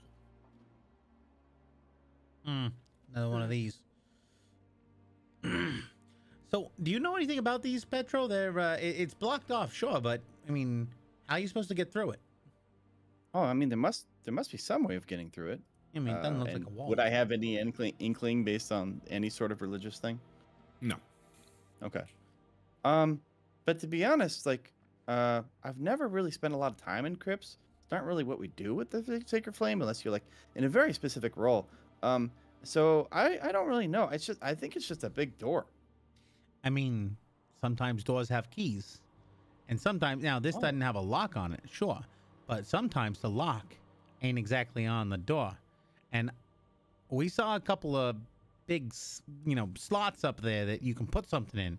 I'm wondering if those little pillars upstairs have anything to do with these doors. We might need to find something to put in those. Oh, like what? I'm not sure exactly. It looked like it would be like some kind of pole or something circular with like a disc or an edge or a line or something at the end of it. Think like can I borrow this? And he points to your short sword, Briar. Sure, just don't break it. Yeah, I'll just She's gonna- hold on. And he sort of holds it up and he says, Imagine if this blade, and he's like holding it by the flat, were a circle, like a pole, like you could, you know, like a rod. And then at the end of it, it's got these little grooves here. Now, upstairs, there were 2 of these little pillars in the ground that they came up, they had a hole, and they had a groove. Just like this would fit into, or something like it. Now, obviously, this won't fit into it here, and he gives it back to Briar. But, I'm wondering, you know what's circular? Scepters are most of the time a rod. So it's entirely possible that thing's more than just some like little artifact. It actually has some presence in this undercroft. So the door is locked and the keyhole is upstairs. That's what it seems like, yeah. So I mean, if we Okay. go up there, maybe we can spend a little time checking it out. Oh, worth a shot. But first, and Petra's just gonna go up and just try to push against the door. Could It also try- is. It is really, really closed. And upstairs we go. All right. As you move upstairs to have a closer inspection of this little metal contraption here, I think we are also at the halftime mark. So for those of you watching us live on Twitch, we'll be taking a quick break because we too are humans in real life. And then we will be back in a little bit.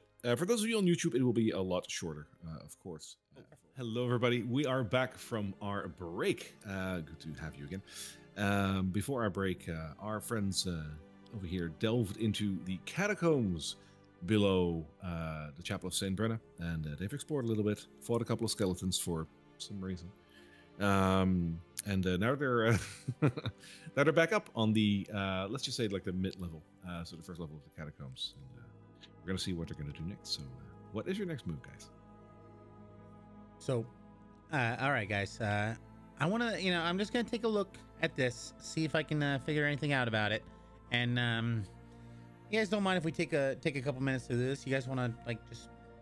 Does anyone need a patch up? You okay? You okay? Oh, I mean those. Yeah, I mean I've got the sacred flame protecting me in here, so I haven't even gotten a scratch really. All right. Well, if you don't mind, he pulls out like a weird contraption with a handle and crank on it, and Norbit is attached to it with a little string. He goes, all right, so I'm just gonna take a look at this. Norbit's gonna, check it out, and I'm gonna start cranking it up, and I'm gonna use a ritual spell of casting Identify On on the pedestal What? in front of me with the groove and the hole, just to see if I can identify anything. Like, what is its purpose? What is it? Is it related to those doors down there? And I don't know how far the Identify spell can go with this. It's more for magical effects, so it's probably not gonna be perfect, but I'm hoping. And what can you describe the device again that you're using to do this? Yeah, So so I'm yeah. imagining like a hand crank radio Just- generator situation. It basically, yes. So it's a series of perceiving foci. Essentially, he's got like a little glass lens that looks like it's pulling in visual information. It's got holes in it that looks almost like it has a fan that pulls in a breeze to get sensor. It's every type of sense this box looks like it can perceive, and it's got a tiny little wheel that almost looks like a fishing line, and wrapped around the line is sparkling bits of like delirium dust. And so as he winds it up, you can see it's slowly building a charge, and then once it's fully charged, he presses a button and all of the sensory things activate at once and pull in information. That's fun. Love I it. like that. So he's like, I hate that it takes so long. He's just every time 10 minutes every time. Oh, here, let me try to help. And I just like trying to like turn it faster. So just a couple of things to make sure. This is a spell that you can ritually cast, indeed. So you are ritually casting it. Yes, I'm going to ritually cast it, which I believe should be 11 minutes to fully cast. if possible. Yes, because it is a 1 minute. It is a 1 minute casting time itself. Other than that, the components, one of which should be a pearl worth at least 100 gold pieces. Since you are using Norbit here, that is, I imagine your because he has a large delirium crystal in there. So I had power him. Yeah, I had 2 delirium crystals that I had kept, the 2 big ones. One for Norbit. Was the other one big enough to essentially use as the focus? Like it's in the center of the reel for this? Yeah, because it doesn't use this up. You just need to have a pearl worth 100 gold pieces. If you are going to use this instead of the pearl, that'll work. Cool. That would be perfect. I kept them for that purpose, and I was hoping that you'd be okay with that. Yes, so I am, and I think at this point, and the reason why I'm pointing this out is I imagine that Corey is enough of a tinkerer. I mean, you are an artificer after all. You're enough of a tinkerer to try this out, and this will be the first time that you notice that this actually works. So just to let you know that you learned something with that. Beyond that, your identify spell basically tells you anything magical about this object whatsoever, if it's been created by magic, if spells are affecting it, etc., etc. Right. And you learn about this thing that it is as mundane as it looks. There's nothing magical about it in its creation, nor in its operation, and nothing is affecting it magically. All right. Well, I can definitively say that there's nothing magical or, nothing affecting this beyond what we can see ourselves. So, you were showing me these tablets before. Was there anything about this in those tablets in the other room, Petro? Oh, I think that was just funeral rites. If you'd read them, maybe you wouldn't have, brought those guys back to life. But you didn't. So yeah, let's go look at them again. I was glossing over them. I was perusing. He's just gonna look through a little bit more closely at these. I think looking more closely at these, you learn that there's such a thing as funeral rites and whatnot. Exactly as Petra said. But beyond that, no, there's nothing about this little metal pillar that is described in there. No. You see, nothing in here specifically says that if you take off the eye jewelry, that it could come back. Nothing here. You know what? That's a fair point. That's a fair point. But I mean, after you did the first time, you probably shouldn't have done it again. I get that. I totally get that. I totally understand. But it's like, if you walk up to a wall and you lean against the wall, and then a door on the other side of the room opens up, that it's entirely possible that it's because you leaned against the wall. But you ain't gonna know it if you don't do it a second time, right? I was just testing to see if it worked. Yeah. Petro leans against the wall as he's saying this. Okay. But Expectantly waits for it didn't DM. do anything. It didn't do anything though. So True. okay.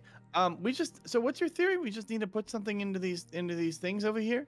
Yeah. Look, He's just looking at it after 15 or 11 minutes of looking at it. It's basically just it looks like a slot that something could be deposited in. That wouldn't be a weird assumption. Does it look like the pedestal can move, like turn, rotate? There's nothing that indicates that it can, nor is there anything that would indicate that it can't. Okay. Well, we just need something cylindrical, right? And Petro pulls a javelin off of his back. And just I could try this.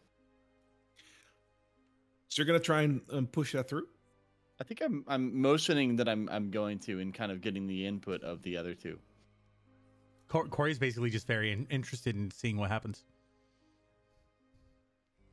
Go on ahead, see what it does. All okie dokie then. And he just jams it straight down into the middle. All right. So I would imagine you use the shaft part first instead of the weapon part, right? Not the business. That makes sense. Yeah. All right. Details, but they're important. So you put the shaft in, and it'll fit. Like it'll be a loose fit, I imagine, but it'll fit nonetheless.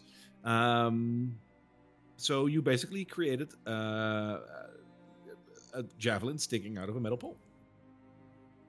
Did I do it, guys? How deep does the javelin go? It can go through and through. Like the hole is completely one way to the other. Oh, wait. So I thought it was a vertical hole in the top of the pillar. Are you saying? Oh that no, was... it goes. Oh. It's in the side, and it goes all the way through to the other sides. Okay. Interesting. Okay. Try turning it there. I mean, and be gentle, because like if you feel that the javelin is gonna break, it's entirely possible that this thing needs something strong. I don't want to break your javelin, but you know, you can give it a try. Oh, which way should I turn it? Try one way, and if it doesn't work, try the other. Okay. And he just starts pushing against it and tries to rotate it, let's say counterclockwise. Sure. Without too much hesitation, you're noticing that you can. You notice that there is a bit of resistance, but not too much. Your javelin will be bending a little bit, but unless you force this, the weight distribution from your javelin to this pillar will be fine. So you will be able to walk around. As you do, you will hear basically the sound of a like, you know that sound of gears when something is wound up, like tuk, tuk, tuk, tuk, tuk, tuk, tuk, tuk, tuk, tuk. You're hearing that. Oh, guys, go check, see if the door's opening. Runs down the stairs. All right, I won't do a map switch for this, but as you run down this stair, yeah, the door downstairs is at this point, let's just say halfway opened. Eureka! Oh, great! And Petra throws his hands in the air. As he does, you hear, and the door just falls down again. Oh, What happened? well, I'm just confirming possibilities, like you do. Brilliant! I love it. Comes upstairs again. As it echoes up the staircase. Yeah. Yes. Okay, here we go again. And I keep pushing it again. Brilliant! I love it. Sorry. Oh man, that's so great. All right, so let's just say that you keep on pushing it until you are met with resistance from it. So 2 full rounds will do it. You will open up the gate completely. And when I let go, do I hear the clicking and closing again? As you let it go, you will hear that. So unless you stop it, that'll close the gate again. Okay, hang on, one more time. I start cranking it up again, and then I'm like, do you guys have anything that could like keep this in place or something? Because I don't think I can get down there in time to get through the door, to be honest. I still gotta find a way to stop it. Okay, and he comes back up the stairs. All right, so one of 2 options. We can either stop the thing from spinning back, or we can put something really big and sturdy underneath the door, which it's gonna be hard to get down there. Let me try, actually, and he's gonna try to push on the spear to see if he can hold it. Like how strong do you have to be to do this, essentially? Not too strong. You will be able to hold it. All right. So why don't you go down there, take a look at it, and just see it. Do you think is there anything up here that's sturdy enough that you can put in front of the door and try to hold it up? Oh, well, I think if we just hold the javelin in place, I mean that should do it. So, well, if there's a way to jam the mechanism, the door's pretty heavy, I think. All right, but if there's a way to keep it from, because I'm assuming how gears work is if they're continuously moving one way, and if whatever releases that pressure, right? No, maybe trying to jam something into it. Yeah, I'm trying to think. So we could. The problem is if we try to jam something into it, it's not entirely possible that it could hold for a little bit, but then when we get on the other side, if it goes, we're locked in. You guys have any rope? Yeah, we got some rope, I think, but does the door look sturdy enough, or does the door have a handle on it? Oh, no, I meant for the javelin. We could just tie the javelin in place. Yeah, but tie it to what? So yeah, I like where your head is at. Very, very smart idea. What if we tie the javelin to that door over there? He points to the door 10 feet away. That door. Yeah, I thought you meant the other door. No. It's a great idea though, Petro. I was thinking about like ways to jam it and break it, but a rope, very clever. And so So at this point, you're standing there holding the javelin still for about a minute. Can you roll me a d20 flat? who? That's me. Whoever's holding it at the moment, that javelin. I think it's Am I Petro, holding it, yeah. or are you? Uh, Petro? yeah, I think he just tried to see if it took a lot of strength. So once you came back up, I think he let you back on All right. it. Sure. Oh, it's gonna be a 16. All right, your javelin is starting to bend a little bit, but it's still there. May need something a little bit it's- more sturdy. It's got a little bit of give to it. You guys have anything metal, maybe? Maybe we can find something in the other rooms. I got an idea. Okay, so here, take out the javelin and try to see if you can pull out the javelin. Can I tie?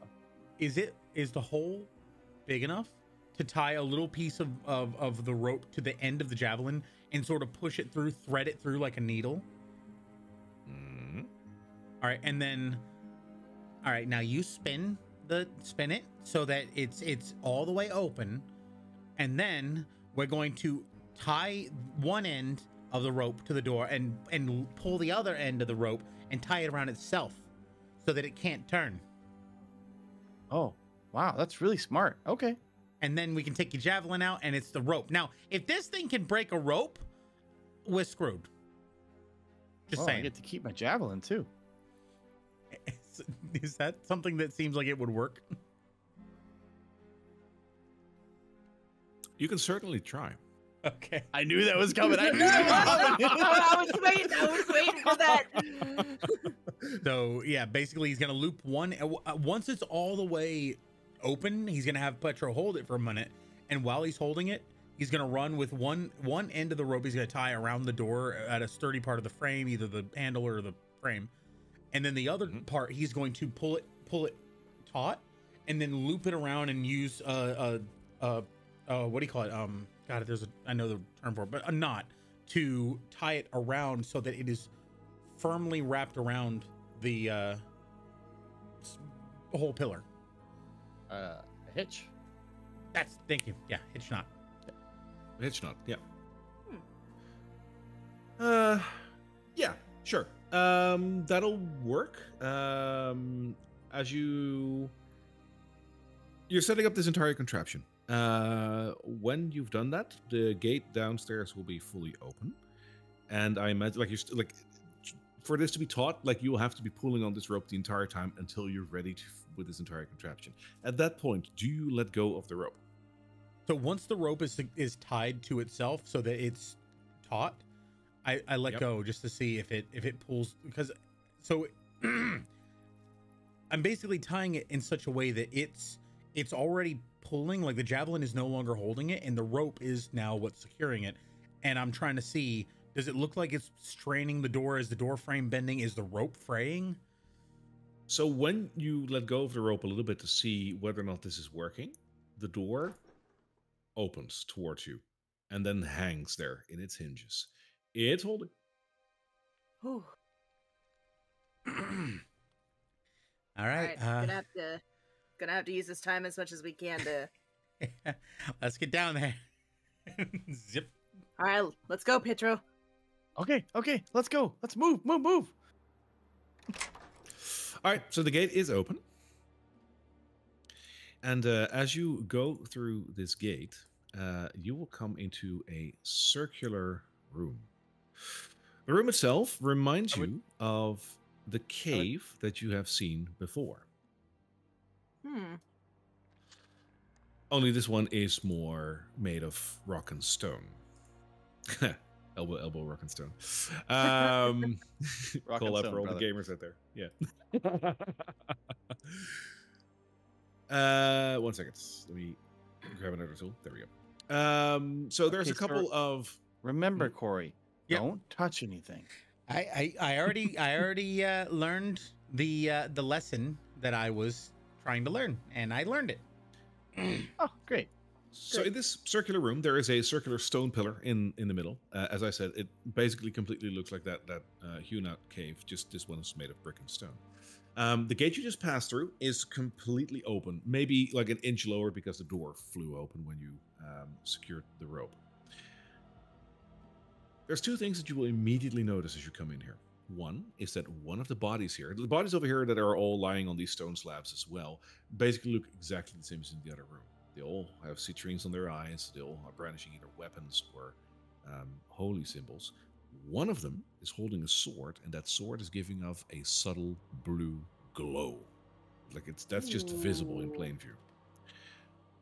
Secondly, you're noticing that on the other side of this room, towards the south, you came in from the east towards the south, there is yet again another gate, and it looks identical to the one that you've just opened, with one noticeable caveat, and that is that one is closed, and the one that you just opened is still open.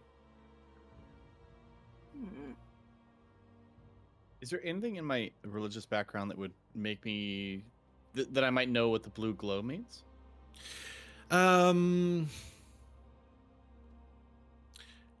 No, but give me an Arcana check. Arcana. Okay. Yes. Yeah, not my strong suit. An 8. You get the feeling that this might be magical in nature, but as to what, why, how, and well, where, you know where, but like all the other W's, you've no idea. Okay, so you remember how I told you not to take the citrines off, and how that's like part of the sacred rite and all that good stuff, Corey? Yeah. So the blue sword, I don't think it's part of that. I've never really seen that, at least in the Sacred Flame. That's a little weird. I mean, I would assume that, you know, they're buried with their weapons and then part of it. But if you think that they're, you know, it's not, you know what? Oh, This sounds. I'm not saying. I'm not saying take it from them, mostly because there could be consequences to that. But I'm just saying it's a little odd. And I was just going to say, this is a perfect opportunity to test the theory. Oh, okay. No? Okay. Are you sure about that? And he's like walking towards it. Like, is Petro moving to stop him?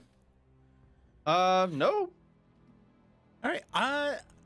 He's gonna sort of like examine it and look at the sword. Does it have any like runes or arcane effects on it that look familiar? Or And Petro's hiding behind the pillar and peeking around it.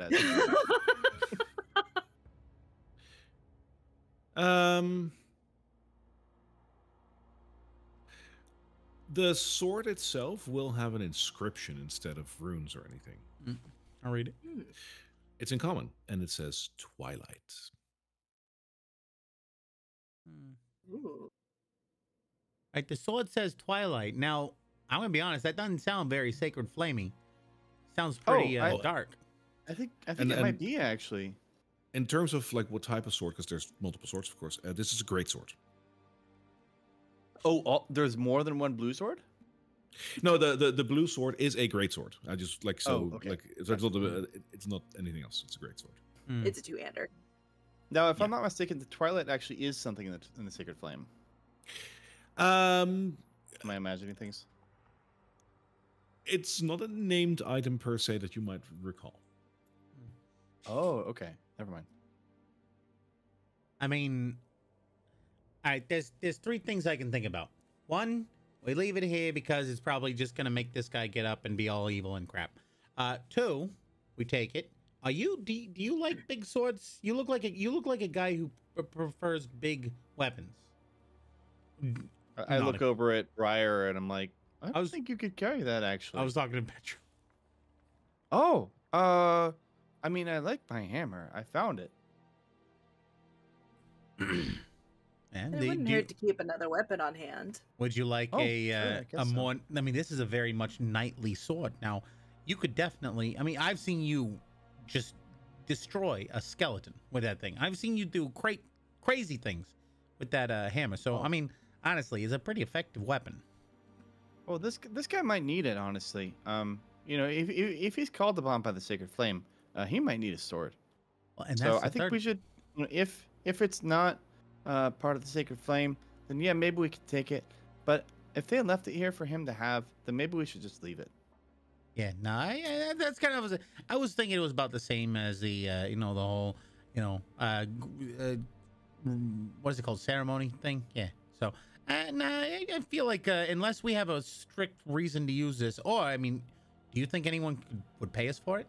Do you think Ophelia Reed would be like, "Oh, you brought the scepter and Twilight. Holy crap, that's like 1,000 gold extra."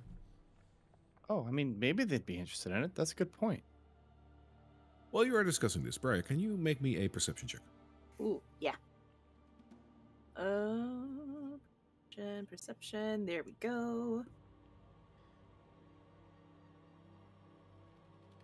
Ooh. Ooh. That'll be a dirty 20. Ooh, nice. It might be your imagination, but you know better. You could have sworn that you've just heard the sound of like a pin coming from a wall or something, like ding, and almost as if like a hinge is coming loose.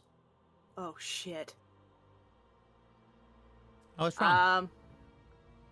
I think our door might be cracking. Oh, this door? The one that we just came in through? Yeah, I think the mechanism is starting to Do you think a sword would prop up a door pretty good? Oh, I mean, I could try with my maul. And I go over and I try to jam my maul in like the door frame in a way that if the door were to fall on it, like it could block the fall. It looks Or- like a or at least massive keep it door. up. Even from below, it looks like a massive door, and the Right. bottom of it is made of solid metal. Okay, don't do that then. All right. Well, let's quickly then. I'm gonna quickly do a once over and Guys, I'm gonna go. Oh, You hear another thing, and with that, you hear tick, tick, tick, tick, tick, tick, tick, tick, tick, and Oh, the crap. door is coming down. I'm only gonna give this to Petro because you're close to the door. Are you making a jump for it? yes. All right. So roll me a This is acrobatics gonna be check. bad, guys. A what? An acrobatics check. Acrobatics. oh, Not he's my so, strong suit he's either. so acrobatic. Come on, come on. I Big can't even money, see big this from money. where I am. Ooh, okay. It is. 19. It's better be above a 10. Okay, fine. Ooh. You make it through the door without being hit by it, but the door slams down and locks the other two in the room. Don't worry, Oh, guys. I'll get it. I'll get it. Does And I anything go up happen to the the other stairs. door? No, it stays closed. Ah. So imagine what could have happened. Mm. Petra, what do you do? I go up and I go to the room again, and I oh, good question. I think There is for let's some see if reason a door lying in that room now. I look around to see if there's anything metal, like a candle, stand or anything along those lines that I could use to jam in there instead of a javelin. Nothing that'll fit. No, I was Okay. thinking about In that case, I just I pull out I pull out my javelin from earlier and I crank it open, and I say, guys, let's get up here and then regroup. that. All right, that'll open. If you just use your javelin, that'll work once again, of course. Yeah. All right. What's up, Brian? I'm very tempted to grab that sword. I know we said we shouldn't, but I kind of want to grab that sword. Corey's making his way for the door. If you want to do anything, you're welcome to. All right, I'm gonna run and grab that sword real quick because I want to examine it some more. All right. So is it grab and run or grab and examine? Grab and run. Okay. Sure. You take the sword with you. Let's just for now say that you have the sword with you. We'll do the discovery of what it is later on. All right. Now I'm gonna sprint immediately to the door. Right. I'll bring you up to the other level again.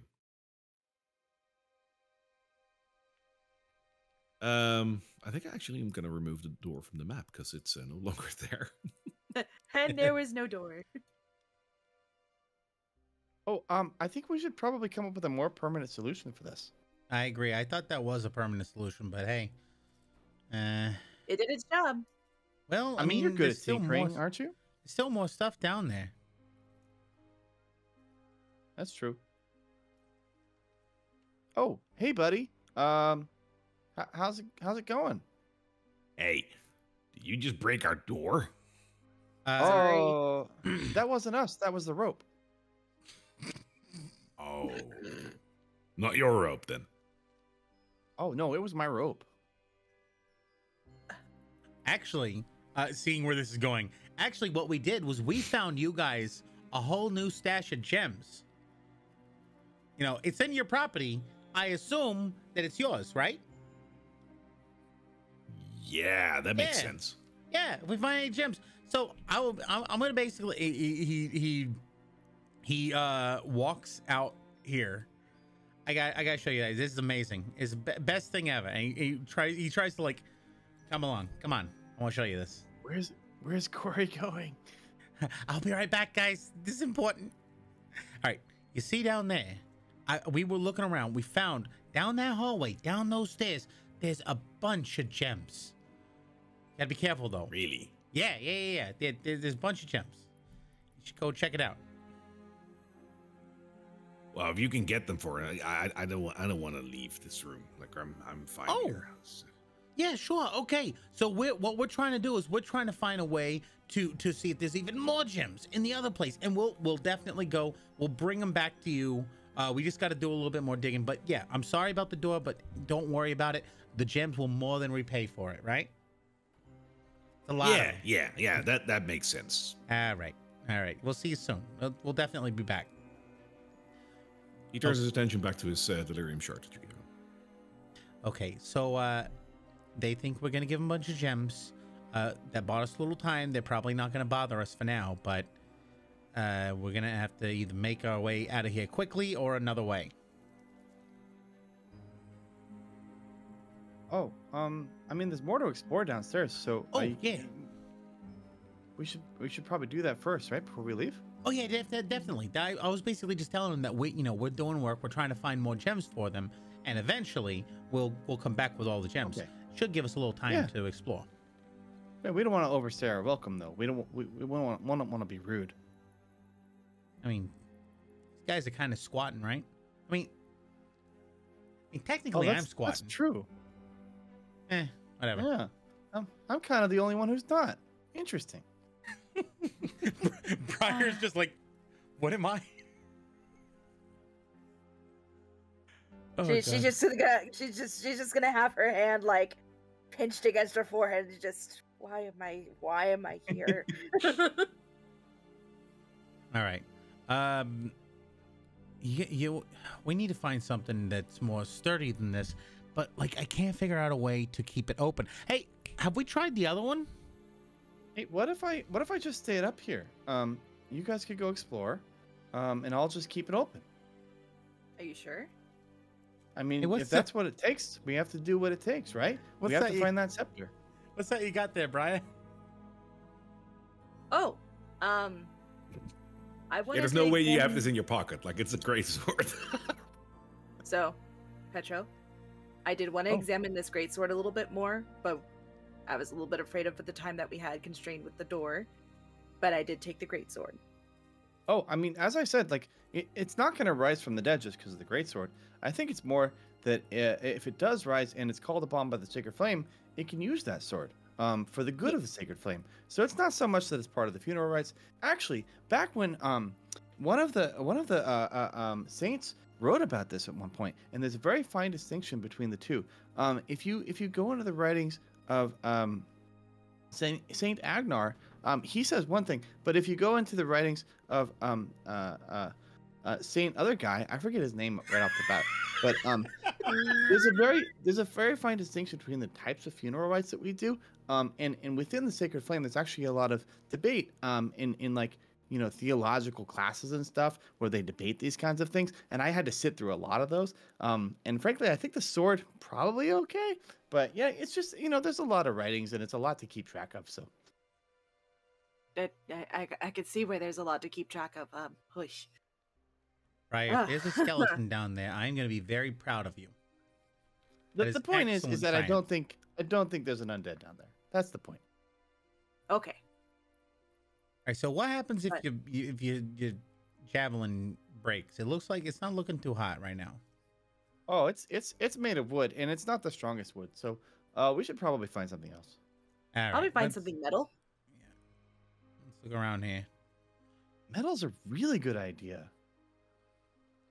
Are there any metal rods or anything that we could either break or snap off to? There's a couple of old candles here, but none of them will be either thick enough to make a difference in contrast to wood. Because some of them, like some of the candelabras, are just too thin to be used for this. The ones that are big enough are too big to be able to be shoved through this. All right, how many javelins do you got, Petro? Oh, this one's a little damaged, but other than this one, I've got 3 more. All right, would you mind if I held on to one? I'm gonna go. What if we turn both of these at the same? We don't even know if the other one turns like this, but if we turn both of them at the same time, maybe they I don't know, lock each other. Oh, maybe. Sure. And I pull one of the javelins off my back. All right. I guess Brian, you can stick around here, or you can come with me. Either way. Just count down from 3 when you're ready to go. Shout it really loud though. All right. He goes all the way over, and he first of all he tries to stick it in just to see if it will turn. Which it will. Okay. All right. On the count of 3. 1, 2. 1, 2. 3. Wait, now we go on 3 or after? Okay, I'll start turning. I'm turning. Both turn. All right, so both of you will turn, and on both sides you will hear the telltale tick, tick, tick, tick, tick, tick, tick, tick sound, as if apparently something is happening downstairs. All right, I'm gonna go ahead and sprint down to these stairs. I'm gonna check to see if doing that opened up the other door. As you quickly look around the corner over there, yes, it seems that both of the doors have indeed been opened. I'm gonna go ahead and yell back from down the stairs, just, it opened up both the doors down here. It opened up both the doors down there. All right, do we let it go or do we hold it? All right, do we let it go or do we hold it? Hold it for now, I'm gonna take a look. Hold it for now. She's gonna take a look. All right. All right. All right. Okay, I'm gonna go ahead and enter back in the room. Telephone in Did the- Drakkenheim. There we go. Sorry, I had to open it up. All good. Did the skeleton I took the great sword from, did it do anything? Not yet, it seems. Okay. I'm gonna go ahead and shout back up, hey, good news, taking the sword didn't do anything. Hey, good news. Taking the sword didn't do anything. Not even gonna respond. Alright, I'm gonna make my way over to the other door. Yes.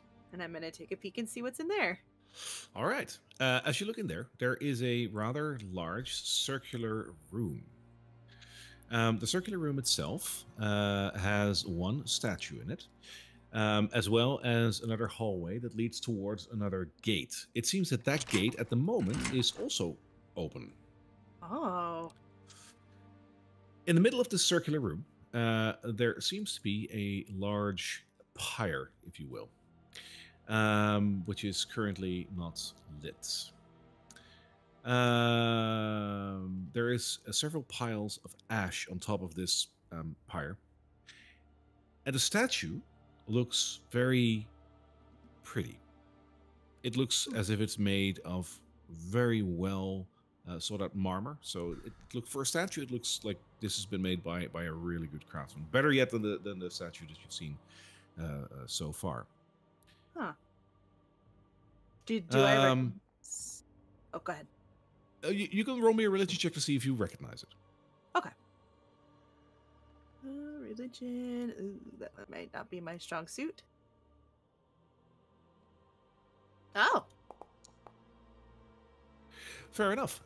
Seeing as you're also from the region and whatnot, I'm going to say that yes, you do recognize this as being a statue of Saint Vitruvio. Saint Vitruvio had indeed several statues dedicated to his honor, so it would be no shocker that you would have seen a statue like this once or twice in your life. So I think you would recognize it as, yes, this is a statue of Saint Vitruvio. So the statue itself is armored, like an armored warrior or paladin, if you will, with a very beautiful decorated helm. This is all made of marble. At his right is sheathed a great blade, again, made of marble. And there's a large shield that is resting at his left side. He's holding both of his hands forward and upwards towards the heavens. And on top of those hands lies a beautiful scepter, which looks like this.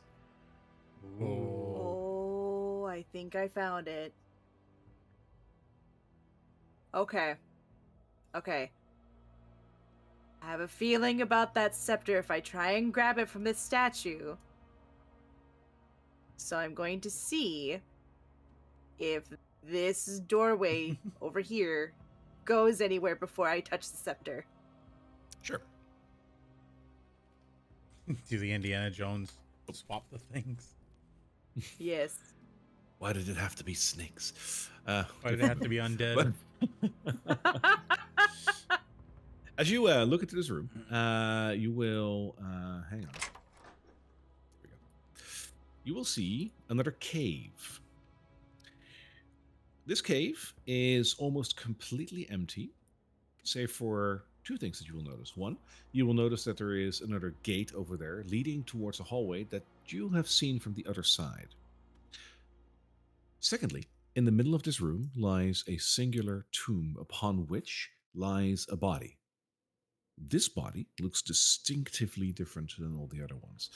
In contrast to all the other ones that looked like skeletons with a bit of wrapping, this one looks like it's been wrapped with a lot more care. This is a perfectly beautifully preserved body. And interestingly enough, parts of the body have actually been exposed rather than wrapped, but they show dried skin, as if perfectly mummified rather than just turned into a skeleton. There is a plaque on the side of this tomb. Give me a quick perception check before you move any further. Okay. Yep. There we go. That'll be a 12. You will notice that there is a bit of a puddle of water around this tomb, and drips of water are falling down from a crack in the ceiling. Okay. Want to take a quick read of that plaque before I go back to that scepter. Sure. The plaque itself says in common, Saint Brenna. Oh. So found the owner of the scepter. Cool. Okay. All right. Had my moment. Uh-oh. No, not yet. Shit. Shit. As you are getting closer to read the plaque, all of a sudden, you hear an inhale. Oh, I don't like that. And slowly, the body of Saint Brenna sits up straight and looks you dead in the eye. Oh, no. Are you going to try and walk away? I'm gonna slowly back away. All right. Then that will require a roll, because as she is looking at you, you feel a perpetual sense of dread washing over you. And I need a wisdom saving throw. Oh no! Oh, shit. Oh. You got this. You got this. You got this. No, I don't got this. Oh God! No. Oh. Okay. That is... If you fail this saving throw, usually you become frightened of this creature. However, if you fail it by more than 5, which you definitely just did, Oh, shit. you become paralyzed for the duration, which is a total of 1 minute. For our listening audience, it was a nat 1, which resulted in a 0. Oh. You are currently paralyzed.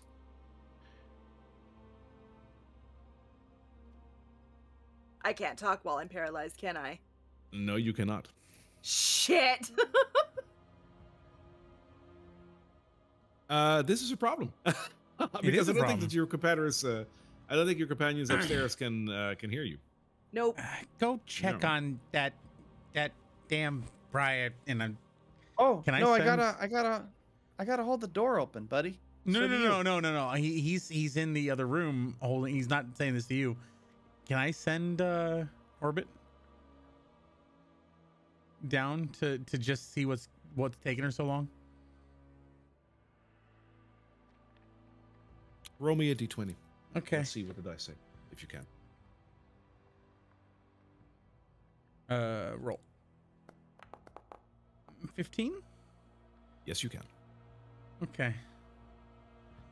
So he's just sort of casually going to float down towards where, like, just following the path until he sees Briar. And I don't think he can really do it. He's basically given a command to see what's taking her so long.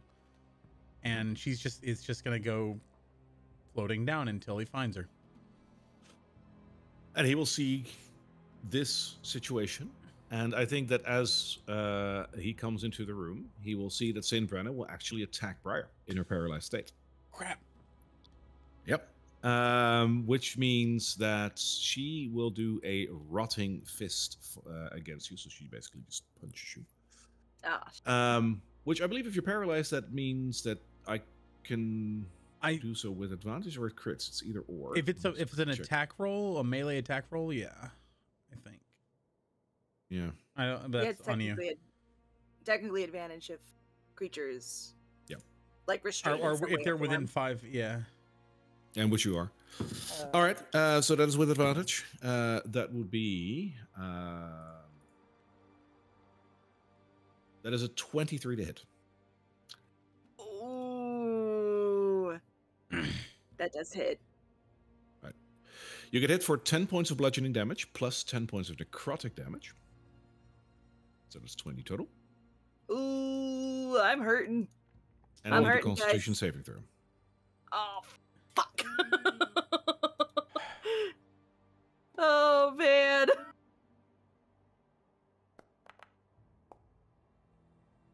You fail your Constitution saving throw. You are currently cursed by the mummy.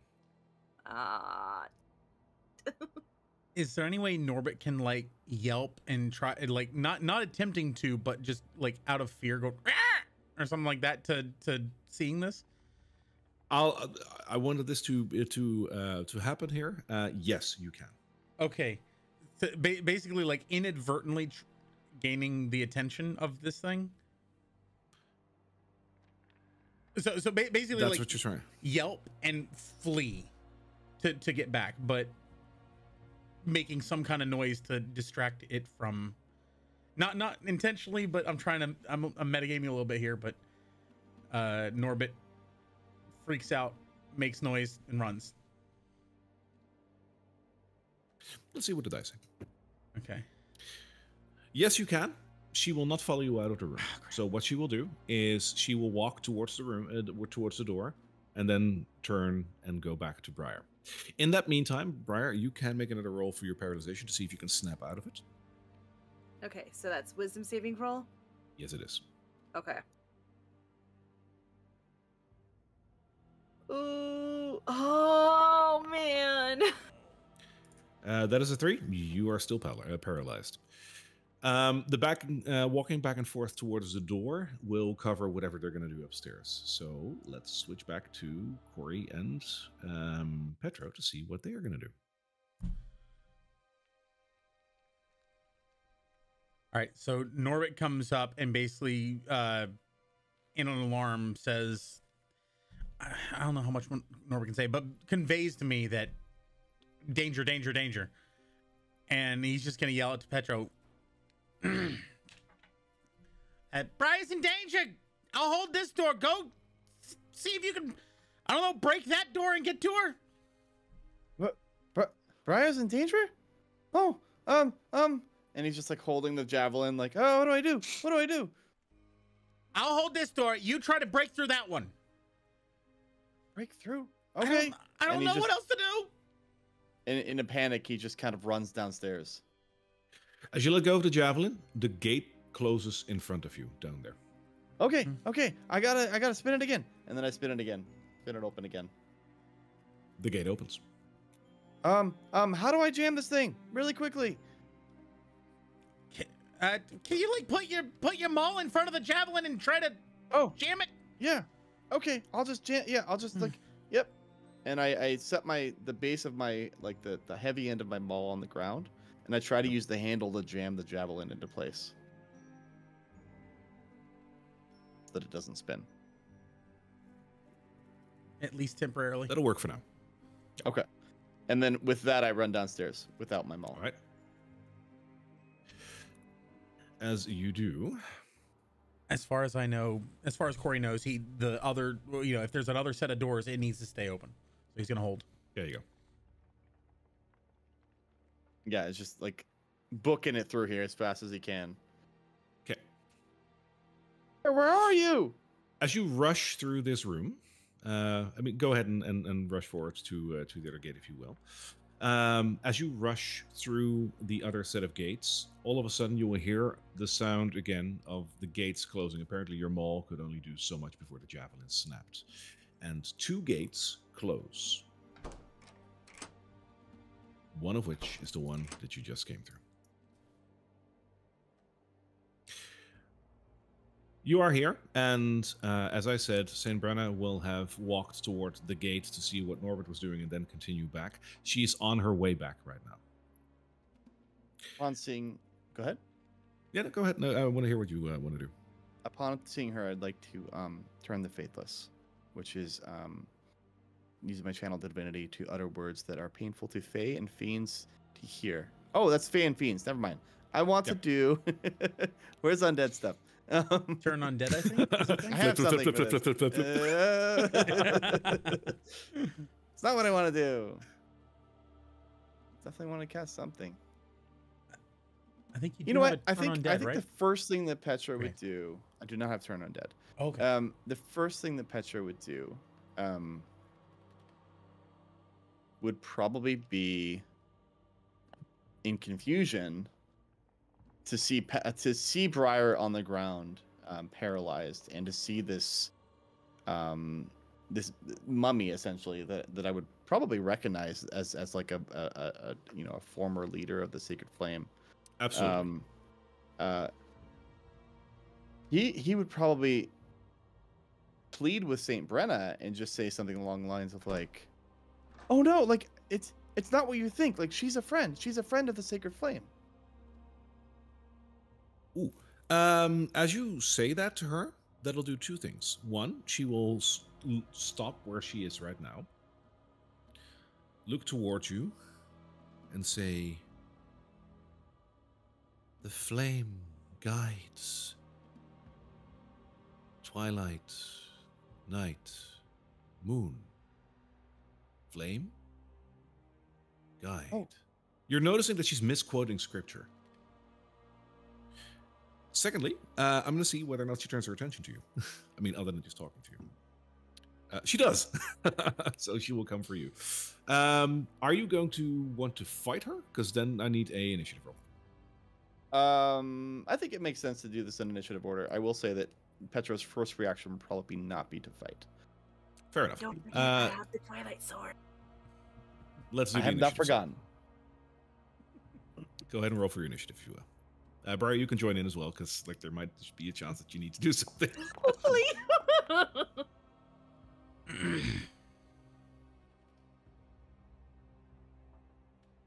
Oh. All right. No, this requires something else. We have other music for this. We got This is exciting stuff. yeah. Oh god. All right, Saint Brenna is first, and she will move towards Petra, which she can make in 1 round. You will notice the dreadful glare that she has as she looks at you, and I will need a wisdom saving throw from you. That makes sense. So wise. Okay. He's the wise of all of us. You got this. It is a 14. That is enough. It doesn't do anything to you. Like it makes you feel uncomfortable at best, but that's it. Beyond that, she will try to hit you. Makes sense. With probably, hopefully, an emphasis on try with a 16. Misses. Good. Okay. So I'd imagine I have my shield out in front of me while she's approaching. Fair enough. Then it is your turn. I just want to help my friend. I don't have any fight with you at all. and I reach into my pouch and I pull out some of the holy water. Okay. And I don't know if this is an option. Can I like ready an action to? No, that doesn't make sense. Yeah, I think I pull out the holy water, and if this is an acceptable action, I will just splash it onto her. That is absolutely. You could totally use it as a weapon. Yeah, that's exactly what I'm gonna do. Yeah. The power of the sacred flame compels you. Yes, exactly. exactly. Yeah, I poured it into a little spray bottle, and I just kind of squirt it. Bad, go away. So that is actually a weapon. Make me a normal attack roll. So that is, gosh, with an improvised. Just roll me a d20. Let's make it unarmed strike. Yeah, unarmed strike is fine. Yeah. Okay. 18. That'll hit. So that means that it's 2d6. So feel free to roll it. 2d6. Okay. Let's do this. And that's going to be 6. All right. So that does 6 points of radiant damage to her. So you see that like it bites into her wrappings a little bit. Yeah. And then I believe...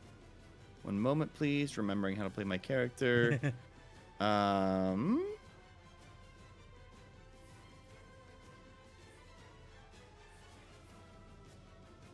I have? Where's? Hang on. So, hold on a second. Trying to remember how to smite.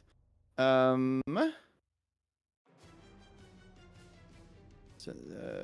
oh, I have to hit with a melee weapon attack. Okay, that's what I was looking up. It's like, can I smite after something like this? But I cannot. No. So, that is good to know.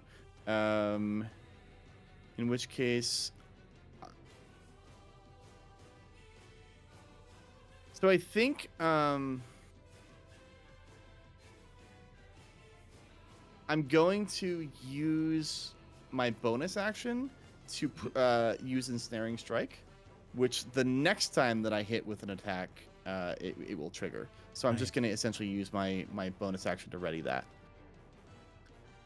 Ensnaring strike doesn't require the next an attack, so you can. Yep. Yeah, right. So I can do like an unarmed attack, for example, or I can do it, a point blank attack with my javelin. Yeah, that's what I'm gonna do. And then I'm gonna stay right where I am, just kind of like, okay, like I'm just gonna go help my friend, but I'm not actually gonna move over there yet. All right.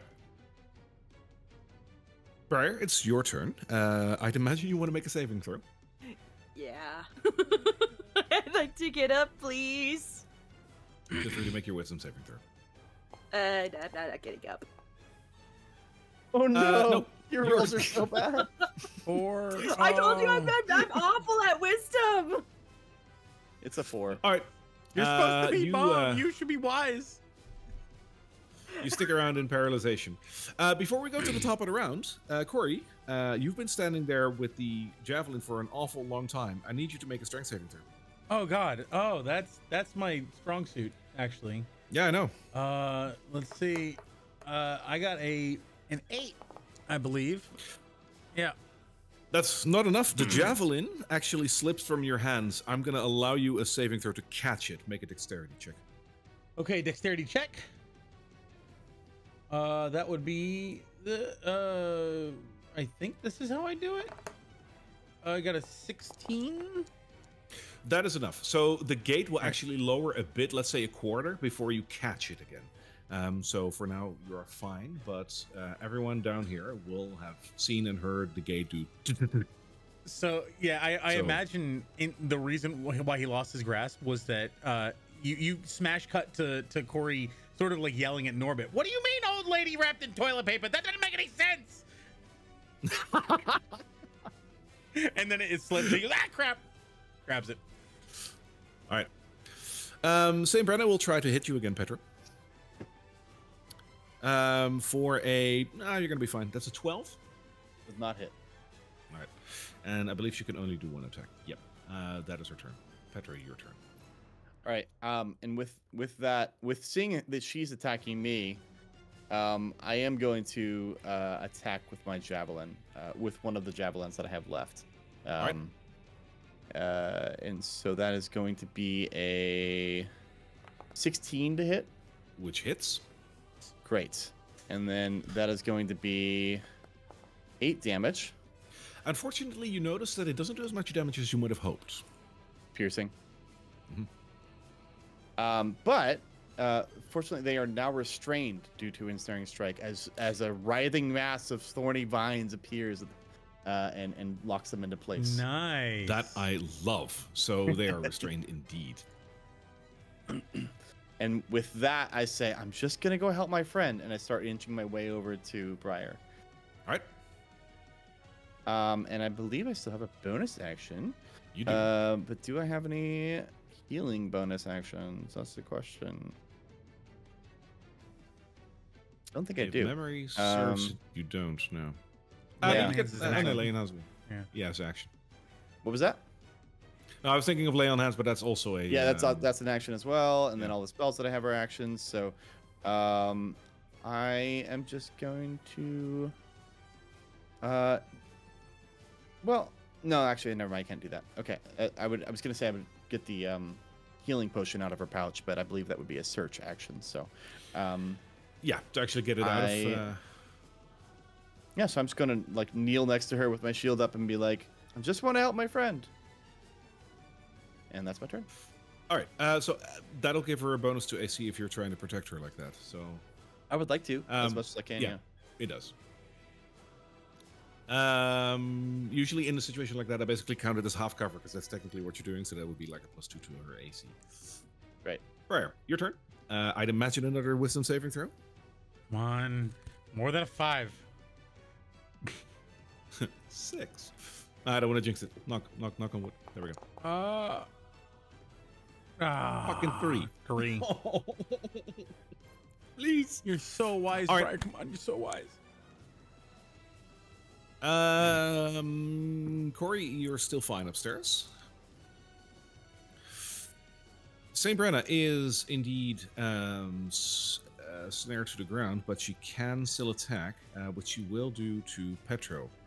I was going to say something about the fact that you're kneeling down, but you're a really big creature, so it's not going to make a difference. Did she do disadvantage because of so- restrained?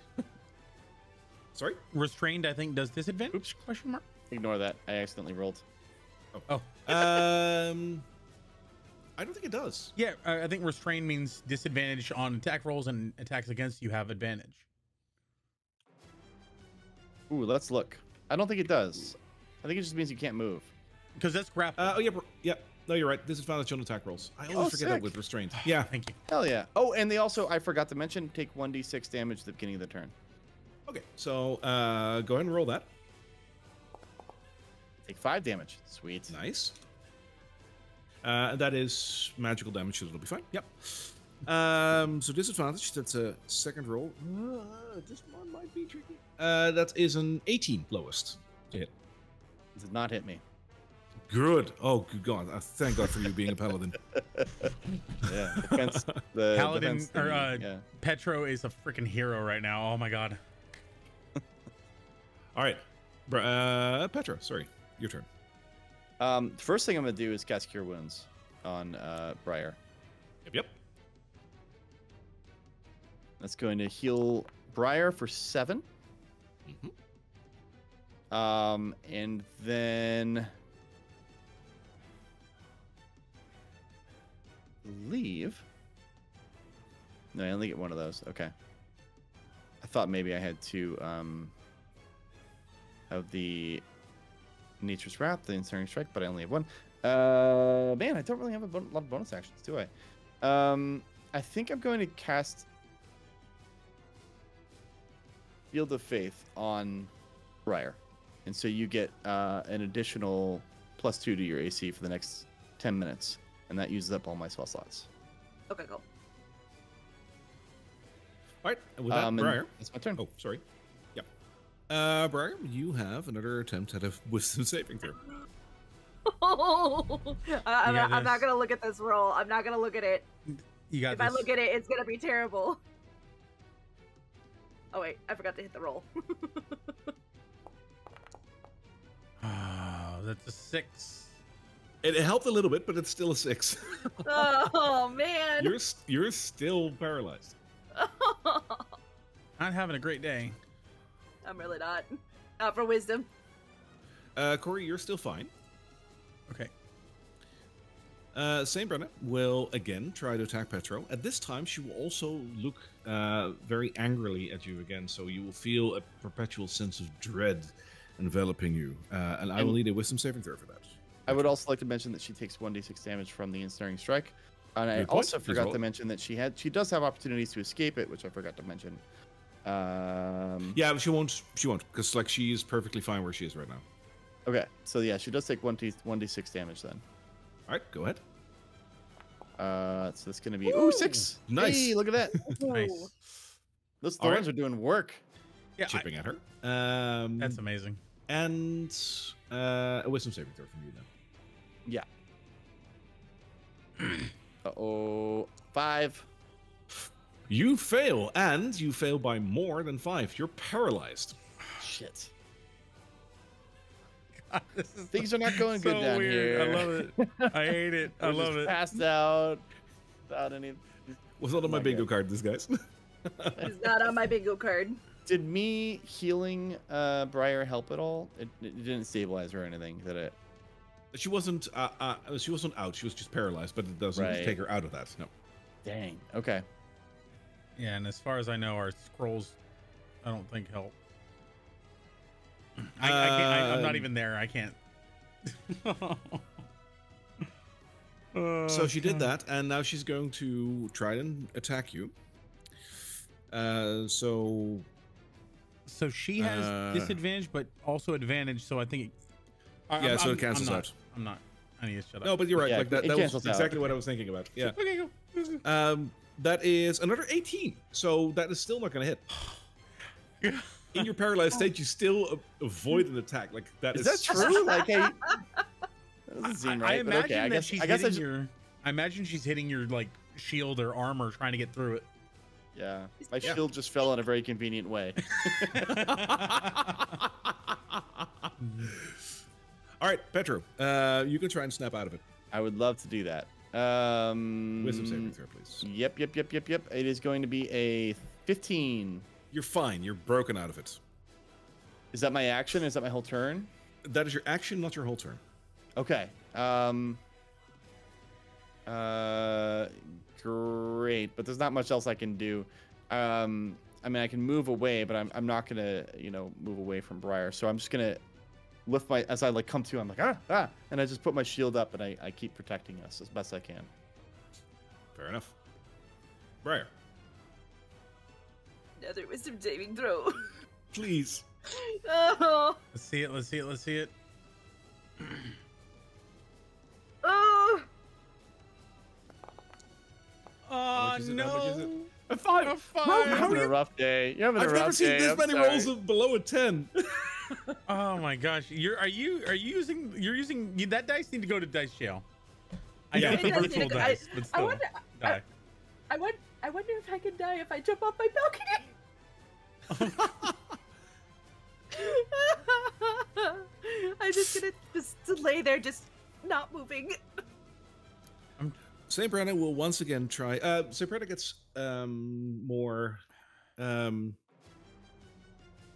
the thorns will still be on her. So you can roll the 1d6.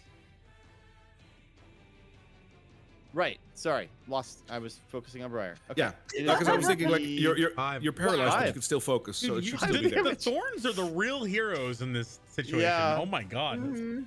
5 more Nice. damage.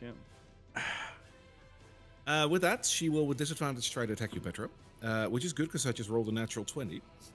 Let's just see what the second roll is. That is a 14 plus her bonus is 19. Does not hit. It matches my AC. Meets it, beats it. So with that, she will hit you for 10 points of bludgeoning damage and 10 points of necrotic, and I need a Constitution saving throw. 10 points at 10 points. Oh, okay. So That's that's 20 total. That's 20 total. Oh boy. And then you need a Constitution saving throw. Yes, sir. Oh boy. 8. That is not enough. You are cursed by the mummy as well. Wow. Wonderful. Mummy curse. That is all she can do. It is your turn, Petra. Okay, now that I actually have a turn, Yes. The sword. I'm going Take to the try. sword. I'm going to try and pull Briar away from the Saint Brenna, who is still, I believe, ensnared. Correct? Take the briar. Yeah, she still is. Okay, then I'm going to pull us both away if possible. You can. That will trigger an attack of opportunity. That's fine. That's fine. Which will be on you because you're the one that is trying to do this. Uh-huh. Which is with disadvantage. So the lowest is an 11. That's a 16. So that's like gonna hit. Not gonna hit. Yep. All right, you're fine. I'm gonna get us a little further away. Let's get over here a little bit. Yeah. Can he just like pick and her up then- because he's so big? Yeah. I can totally carry her. Yes. Yes. And then yeah, I think he's gonna I don't know. I guess that's my whole action, but as a bonus action, can I at least pick up the sword that she has in her possession? The Twilight Sword? Yeah. It's not in her pack or anything because it's way too big. So sure. Okay. I'm gonna just pick it up with an intent to do something next turn, but for now I'm just gonna pick it up. Sure. It feels like a great sword. Okay. Briar, you are currently still paralyzed. All right, another wisdom saving throw. It at some point it needs to hit. Not at this point. 7. Holy You're getting crap. higher. You're getting higher. Almost there. Am I though? Briar would be a little more toward me right now, by FYI. Oh yeah, it's over there. For the because we're back at Saint Brenna. How many rounds does the ensnaring strike last? Is that 10 rounds? Good question. I think it's as many rounds until they break free, but let me. It must succeed a strength saving throw or be restrained until the spell ends, and the spell lasts up to 1 minute. So I believe that's 10 rounds of combat. Then at this point it does damage to her, and she'll try to break free. But roll your d6. Okay, that's going to be 3 damage. All right. And she needs to make a strength saving throw Yes. against 12. With the DC 3 of damage you 12. just did, with the 3 damage you just did, it made her bloodied, by the way. Okay, And the strength saving throw is how much you said? 12. Net 1. She fails. Oh, all right, great. So she stays in place, and she can't do anything because she doesn't have any ranged attacks. So Petra, it's your turn. I pick up the sword from Briar that says Twilight on it, and I walk a little closer. I say, "We don't want to hurt you. I know that you said something about Twilight earlier. I don't know if it's because we took this sword, but please take it back and let us free." And I just toss the sword in front of her. Oh no. It hits her like on the foot or something, and then it just like ding ding Not falls on the ground. and- not with intent to harm. No, I understand. So it just like it just bounces off of her leg or something. It doesn't. She's unfazed. Doesn't do her anything. And we're going to leave now, and I hope that you'll let us leave in peace. And that's my turn. All right, Briar. Another wisdom saving throw. Mm-hmm. You got this. You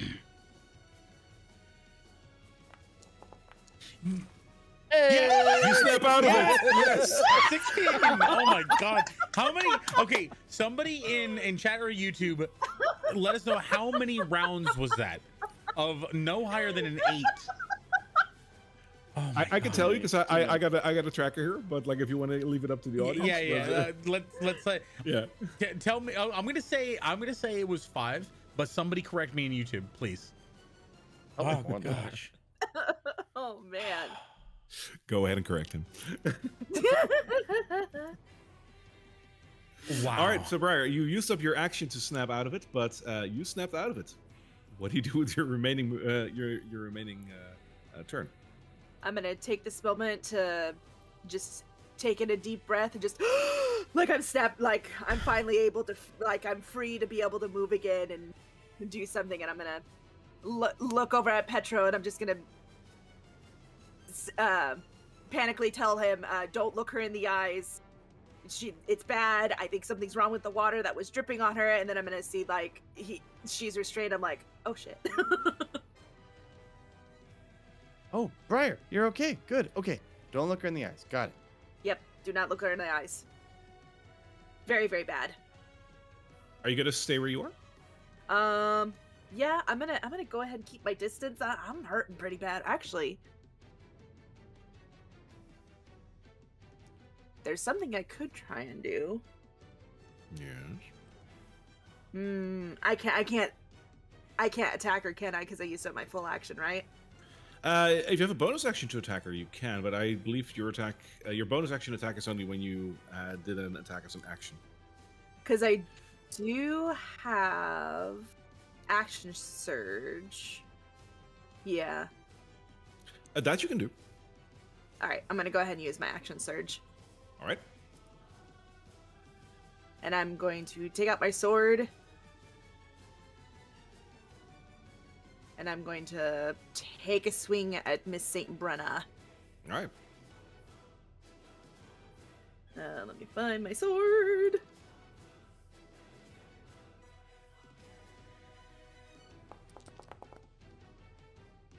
That is a 23. That'll hit for 7 piercing damage. It Nice. doesn't do as much damage as you might have hoped. So that means it's 4 instead of 7. Okay. Since you use your action can you still use your bonus action? Now you can use your bonus action for an additional attack. Absolutely, because you used your action surge. Okay, perfect. So I can do another swing. Yes. Okay. Remember advantage. Yep. Yep. Oh! Natural 20! No! Yes! Oh, you made up for it. Yes, I did. I'm up. Nicely I'm ready to go. All right, so that is 6 plus 6? 10 plus 6 is 16. 10 plus It is 16. halved. Yeah, I guess it's an 8 plus 2. Okay. So that is a total of 16 divided by 2, unfortunately. But still, that is a solid hit. Okay, cool. Nice. All right, anything else? That's gonna end my turn for now. Right. She's just gotta be like trying to still kind of gain her bearings of what just happened. I imagine you're like cutting away the linen that is almost keeping this thing together at this point. I like that. Pretty Yeah, much, sure. yeah. St. Brenna needs another d6 for her thorny adversary, Give me a 4. which turns out to be a 4. Alrighty, she's not looking too good, but she's still there. She will try to punch Briar. Which, by the way, like Corey, I skipped you like 1 or 2 times, but every Yeah, round I he's roll for you, basically whatever just else. holding on to Yeah. that thing, waiting for them to show up. Briar, you have Yeah, plus that- 2 to AC because of the spell that I put on you. Yep. And that is a good point. Yes, she has disadvantage still because she is ensnared, which I don't think I need to roll again. No, I don't. That is an 8, so I think you're fine. Okay, I'm good. All right, Petra. Seeing that my friend is still hurt, I forgot to do this earlier. It was embarrassing. I'm going to use 10 from my lay on hands pool to heal Briar a little more. Unfortunately, it seems as if she isn't being healed by it. Oh. Oh, the curse. Yeah. Shit. Dude. Oh man. Cool. And I used my action. All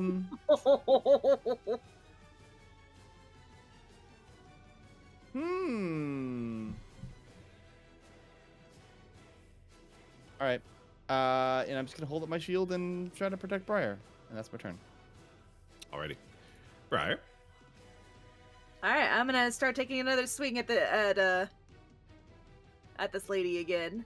Let's do it. Undead lady. So let's go. Okay.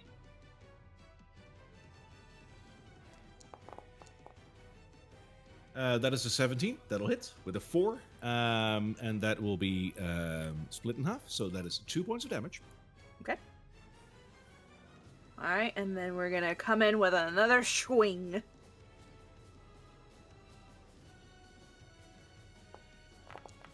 Which is a 19, which will hit again. Another 4. Nice. Divided by 2 is a 2. Okay. Chipping away at her. She's not looking too bright. That is end of turn. Mm-hmm. All right.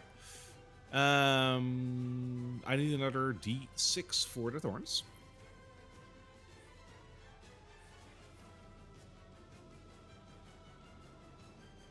From Petra. Oh, that's for me. I have the. Yep, that's me. I'm Yep. the thorns. I was like, yeah, go do that, Briar. right. 1. 1 point of damage. So what happens? Oh. You needed one more. 1 damage. All right, so I needed that. All right. So earlier these thorns that came out of the ground just like grabbed Saint Briar in place, and over time they've just been like consuming, like slowly working their way up the body, and finally with just like a one little like they just like completely consume her, and then there's just this statuesque thing that's just looks like just branches that are just completely covering this undead husk. Gorgeous. As you snuff the life out of Saint Brenna's remains, the lights in her eyes go dark, and her body just turns to actual dust as a pile of ash just crumbles to the ground, with a little pile of cloth still resting on top of it. Saint Brenna's corpse is no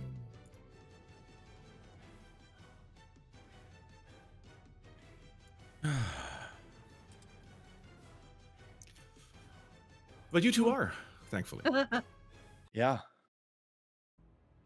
And you're out of initiative. I go over and I pull back the thorns from where the body was, and I, same as before, I kind of, even just with the dust and the linens, I just gather up what I can and put it back on the altar, and give another prayer and put some holy water on top of it. I just say to Briar, like, coming into a chapel, this isn't what I expected. Something strange is happening down here, and this is not what the sacred flame stands for.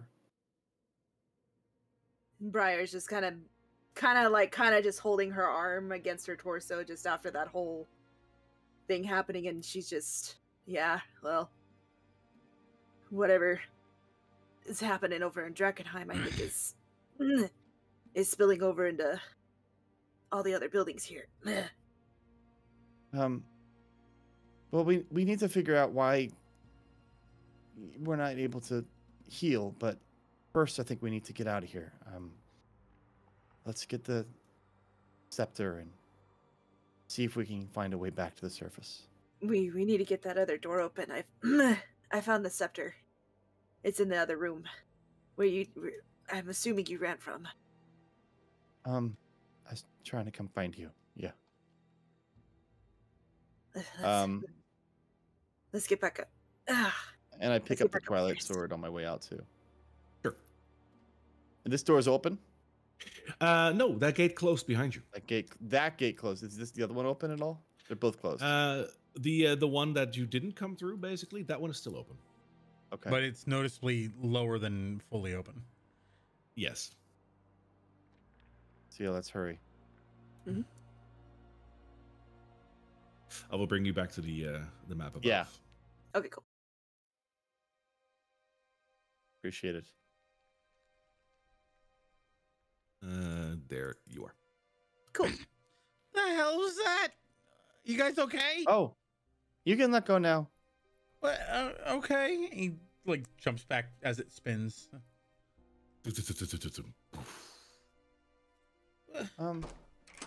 We might have desecrated the patron saint of this chapel, which I don't feel great about. But they were also acting really weird, and they basically almost killed Briar. And so I think it's morally okay. I'm having a lot of feelings. But we did find the scepter. And you I know found where the this scepter. is. Awesome. we didn't get the scepter. I just realized that. We didn't get the scepter, but we know exactly where it is. We also got the sword. Because you weren't carrying it, right? Morgan? Me? Yeah, I was just- carrying it until you took it off my body and then threw it at St. Brenna. No, the scepter, not the sword. Oh, the scepter. No, I didn't grab the scepter. Right. Okay. All right. So we know what room it's in. But so yeah. So Brian, with both of these things open, you were able to get down there. Yeah, it's it is essentially a whole circle inside the. This hurts. All right. But I know where to get the scepter. Just need to reopen the doors again. Are you sure you want to go back down there again alone? We're gonna have to. We have no Well, choice. I mean, why don't you stay up here? I ain't that strong. I was able to hold this open. I'm pretty sure you'll still be able to hold it open. Why don't you guys both hold these? Heal yourself up a little bit. Here you go. He gives his healing potion to Petro. Well, we Healing might have won't work. gotten might have What? gotten a little bit cursed or something. What? What do you mean cursed? You Oh, yeah. Like I said, something weird is going on down there. But I tried to help Briar, and it didn't work. all right? Well, so this whole thing in the waste. Why don't you guys hold the thing open? I'll run down there. Okay. Are you okay with that, Brian? You okay with staying up here and just like resting for a bit? You don't look so. You look like you're taking a little hit. That I'll hold the door. Just don't worry about me. All right. If you need me, if something goes on down here or up here, send Norbert after me. I'll have him stick around up here for a minute. Go ahead and hold up in the other door. Yeah. And I'll also take a look at if my maul is still there, which I assume it is. Your maul has just been cast aside by the javelin, as it's like what you try to prop, basically, just like it was cancelled out by the strength of the gate. So Is your the maul is still javelin- there. It'll be intact. The javelin is broken. Javelin's broken. Yep. All right. I have not been keeping super close track, but I believe I have one javelin left. Correct. Assuming that I I collected think the you one that I had started with 3, and downstairs. only 1 is actually broken. I imagine that was the one that was. I started today with 4. Oh, You started today with 4. 1 is broken. 1 is really bent. The other 2 is still fine. Okay. Great. Yeah. So then, yeah, we'll open up the doors. All right, open the doors. All right. Following the same logic, it works, and both of the doors will open as Corey, you go down the catacomb passage to the cave, right? Yeah. So he, in no funny business, he saw that they look pretty messed up. He ain't gonna be touching anything. All right. So. Yep. He goes all the way through. If I can figure out how to do it, there we go. And as he passes the mummy, he goes, I see what they were talking. He doesn't see the body because the body's dust, right? It's just a pile of dust with some wrappings on top. Yeah. of So he goes, I see what he meant by toilet paper. It's linen. So you gotta teach him some words. And he goes through, and he's gonna sort of keep his distance away from anything that looks religious-y, minus obviously the scepter. So what does this thing in the middle of the room look like? In the middle of the room, it looks like a giant pyre with ash on top of it. All right, no touchy, no burning, and he's actually going to, using the climbing speed, sort of like go up and over whatever this rubble is, and just like inch his way along the wall to get close to the scepter. Sure. So the scepter itself, as I described, there's a statue over there of, I think for you, a nondescript saint. I don't think you know what Saint Vittorio looks like. You can roll for it if you want to, but I don't think you might. I just imagine that he's going to assume, just because, oh, no, Saint Brenna. He goes, wow, Saint Brenna looked a little different than I thought she would. That I'll 100% accept. Like, that is so you. All in marble, sword at the side, shield at the side, 2 hands raised up to the heavens with a scepter resting on top of it.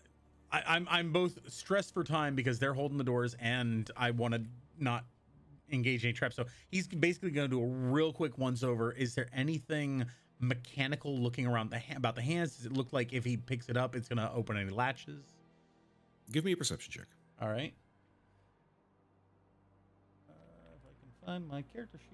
There we go. That is going to be a dirty 20. Nice. No, this seems like a solid one-piece marble statue. There is no way that there's a latch on here. All right. So here's his preparation. He's going to get as close to as he can, and then as soon as he picks it up, if it comes free of the statue, he's going to just dash all the way back to the way he came. And if he sees anything that looks untoward, he's going to feline agility and just book it. Yeah. Imagine a cat that slipped into like a bathtub and then just they're just gone. That was exactly what I had in my mind. So yeah. Right. So you reach for the scepter? Yes. Right. The second you touch the scepter, Okay. you hear an ethereal voice in your mind that speaks the following. Darkness leaves a heavy burden on the heart. The light brings freedom from the weight of sin. If you would take up my scepter, it is not enough to merely bear the light. You must illuminate yourself. As you try to lift this scepter, it feels as if it's made of an ungodly heavy metal. There's no way you can lift this. Illuminate myself. And he pulls out one of the similar device to what Petro had earlier, and he taps it, and a light it lights up a 5 feet circle radius. All right. And he tries again. It lifts off with like no issue. Hey! Hey! Well done, well done. He does a very brief little bow, and then just like a smoke outline of Corey remains as he's just down the hallway. Nice. All right, which done. exit do you take? Back the way he came. He knows that path. He doesn't really know much about the other path, and he's just gone. All right. As you walk with the scepter under your arm, let's say, and you walk into the cave, you see before your very eyes that the ashes of Saint Brenna are currently reforming into a body.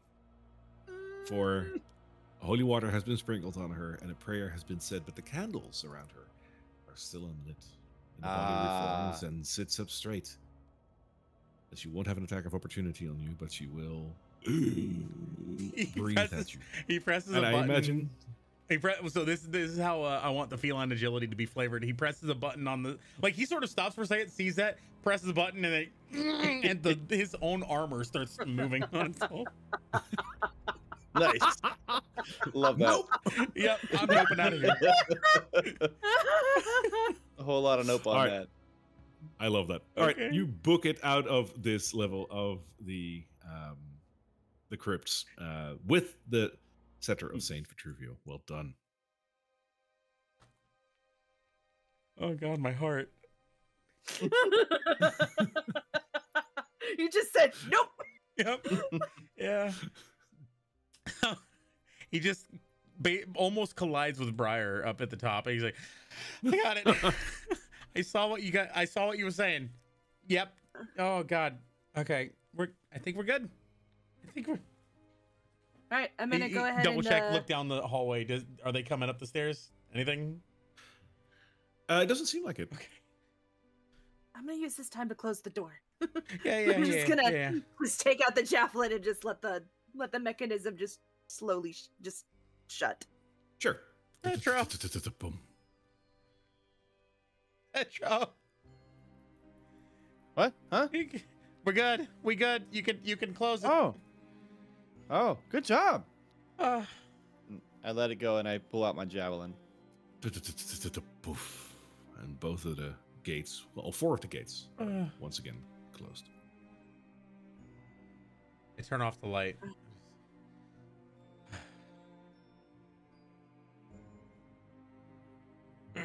So if I turn hey. off the light, does that change anything about the scepter? When you turn off the lights, when Petro isn't near you yet, yes, it immediately drops to the ground as All right. a meteor. Yeah, and so yeah, I imagine it just like thud to the ground.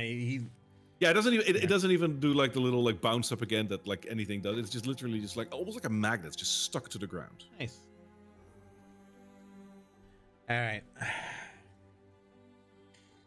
So Pedro, apparently this thing is like darkness inside, and you need to be lit. It's not enough to have the flame inside you. You got to illuminate yourself. Just here, you can hang on to this. Oh, I don't know how to illuminate myself, but okay. Well, you're lit up right now, right? Because you got the drift globe. So yes, the drift globe is indeed lighting, but you still can't pick it up, Corey. Oh no! I was gesturing that Petro pick it up. Oh, I was saying, okay. yeah, you hang on to this. This thing is pretty heavy. So you're just having this drift globe like float in the air, right? Next to me, I think. Yeah. Yeah. So you still can't pick it up. Oh. Really? How did you pick this up? This thing's really heavy. Well, I tried this, and he turns it on again, and he hands it to Petro, puts it in like a pocket or something. This is gonna be. There's gonna be some Monty Python type stuff. So you turn on your light, you lift this thing up with ease. I imagine to the complete surprise of Petro, you hand it to Petro. The second you give it to him, Petro just goes for the floor. Oh, my finger! Well, yeah, you might also need this too. And he gives him the other thing, the light. Wow. As you hold the other little light source in your hand, yes, you can pick it up too. Oh, okay. There we go. Oh man, Okay, it's really light now. I don't understand religious things. Sometimes religious people don't either. It's yeah. You're not alone in that. That is Excellent. beautiful. So, Yeah. For looks, by the way, like I already showed you like what it looks like, right? So this scepter, in terms of like, you know, if you would want to see it as a weapon, like what kind of thing is it? It is basically a quarterstaff. Like it's that kind of size. It's not just a small like scepter. It's actually more elongated, like a quarterstaff almost. You don't have to be religious to sense the fact that this is something very important beyond just symbolical value. But I think especially you as a paladin, Petra, now that you're holding this, oh, there's something coming off of this. This is like, you're holding a thing that was carried by basically the patron saint of your religion. This is very heavy stuff for you, I imagine. I mean, slightly less heavy now that you're able to carry it. We need to protect it. And I pull off my tabard of the sacred flame. It's kind of like draped over my armor, and I put the scepter and I kind of roll it into the into the cloth so that it can't be seen and it's protected in terms of like, you know, dents and also being seen by anyone who wants to steal it from us. Okay. So Smart. All right. So the question is, do we go out the way we know about down there? He points to the jammed door. Or do we go past our friends over there and how we gonna... Oh, let's go say hi to our friends. Yeah, they expecting us to bring some gems. Oh, so let's go bring him gems. We don't have. Oh. I wanna We could tell. I wanna see if I can do this. If it's okay. I have one magical tinkering thing I can do left. And minus the thing I just gave Petro. I can create a an object can have a side, and on that side I can create a static visual effect that can have up to 25 lines, words of text, lines, shapes, or a mixture of these elements. Would it be possible to basically find a large flat brick and just make the side of it look like, using shapes and lines, 3 or 4 gems, like with diamond shapes and stuff. I'm so tempted to say you can certainly try, but realistically, it will not look like a gemstone. Okay. I think I've got an idea, guys. What's up, Petro? Oh well, let's just go talk to him. All right. I think if we just make them a promise and then, like, give them an IOU, they'll probably understand. That's not a bad idea. I like the way Petro. We're gonna make a businessman out of you yet. Well, I mean, it would be a real IOU, of course. We'd have to actually. Oh, sure. Bring them Yeah. something. Yeah, definitely. Okay, as long as we're on the same page about that. Yeah. Oh, hi Cindy. Hi Ashley. Hi Smokey. Hi Dusty. Hi. You're not looking too great. Oh yeah, there were a lot of mean things down in the crypts. They tried to kill us basically. It wasn't very fun, and yeah, we're in a lot of pain. But thanks for letting us look around the crypts. We really appreciate it. Yeah. Well, I mean, it makes sense. You are a meat back after all. You're made to suffer and all that. That's true. So you got us any gemstones? Well. Oh, sorta. We didn't get you gemstones this time, but we got you something basically even better. And I pull out like a parchment in a pen from my bag. I'm gonna write you what's called an IOU, and basically this is really important in the upstairs world, because if you have an IOU, that means that I owe you gems. And so I'm just gonna write. How many gems do we owe you again?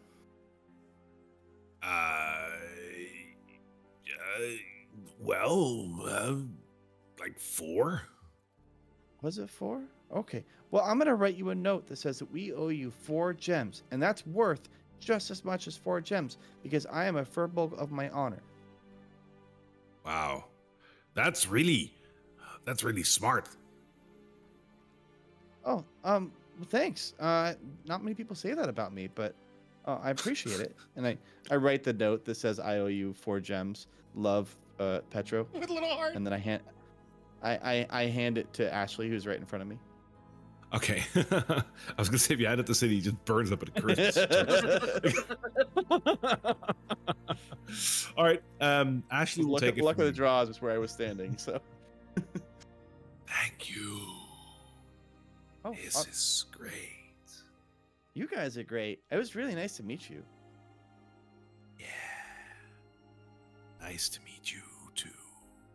And this place is all messed up. And to be honest, you're kind of the nicest ones we've met down here. So as a paladin of the Sacred Flame, I'm gonna say that you're welcome to stay down here, at least until the Flamekeeper gets back.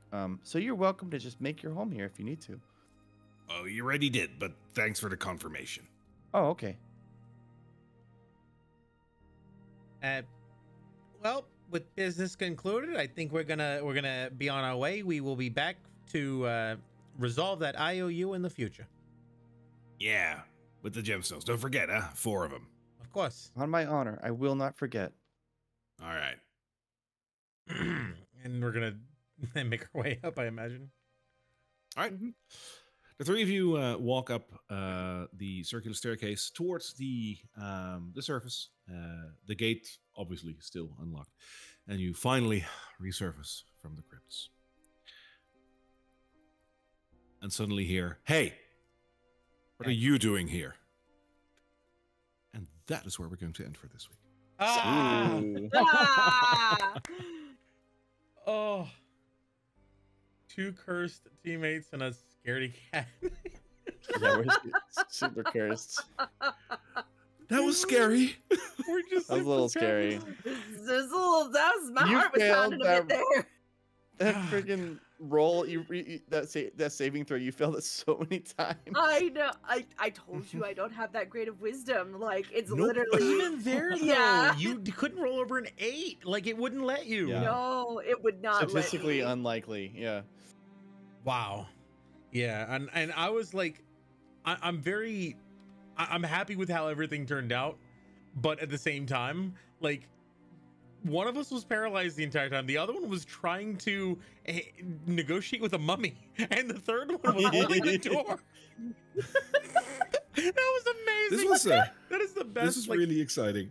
That's the best, like, first real combat, so to speak. Like, oh my god. Oh god. Okay. Amazing. All right. For Glad all of you, you're not thank dead, you Briar. again, as always. Yeah, same. Yes. For all of you out there, thank you so much for watching us. I hope you guys enjoyed today's episode. We will be back with the next one pretty soon, and we hope that we will catch you there again as well, live on Twitch or on YouTube or on podcast, wherever you are. Feel free to also join our Discord, because you can totally chat with us over there. We're not strangers. We love your questions and all of your other things. So please join our Discord. The link is somewhere below in the YouTube on the YouTube channel, but it's also on Twitch. It's in one of the panels. Feel free to come and talk to us over there. But for now, thank you so much, and we will see you again soon. Bye-bye now. Bye. Bye.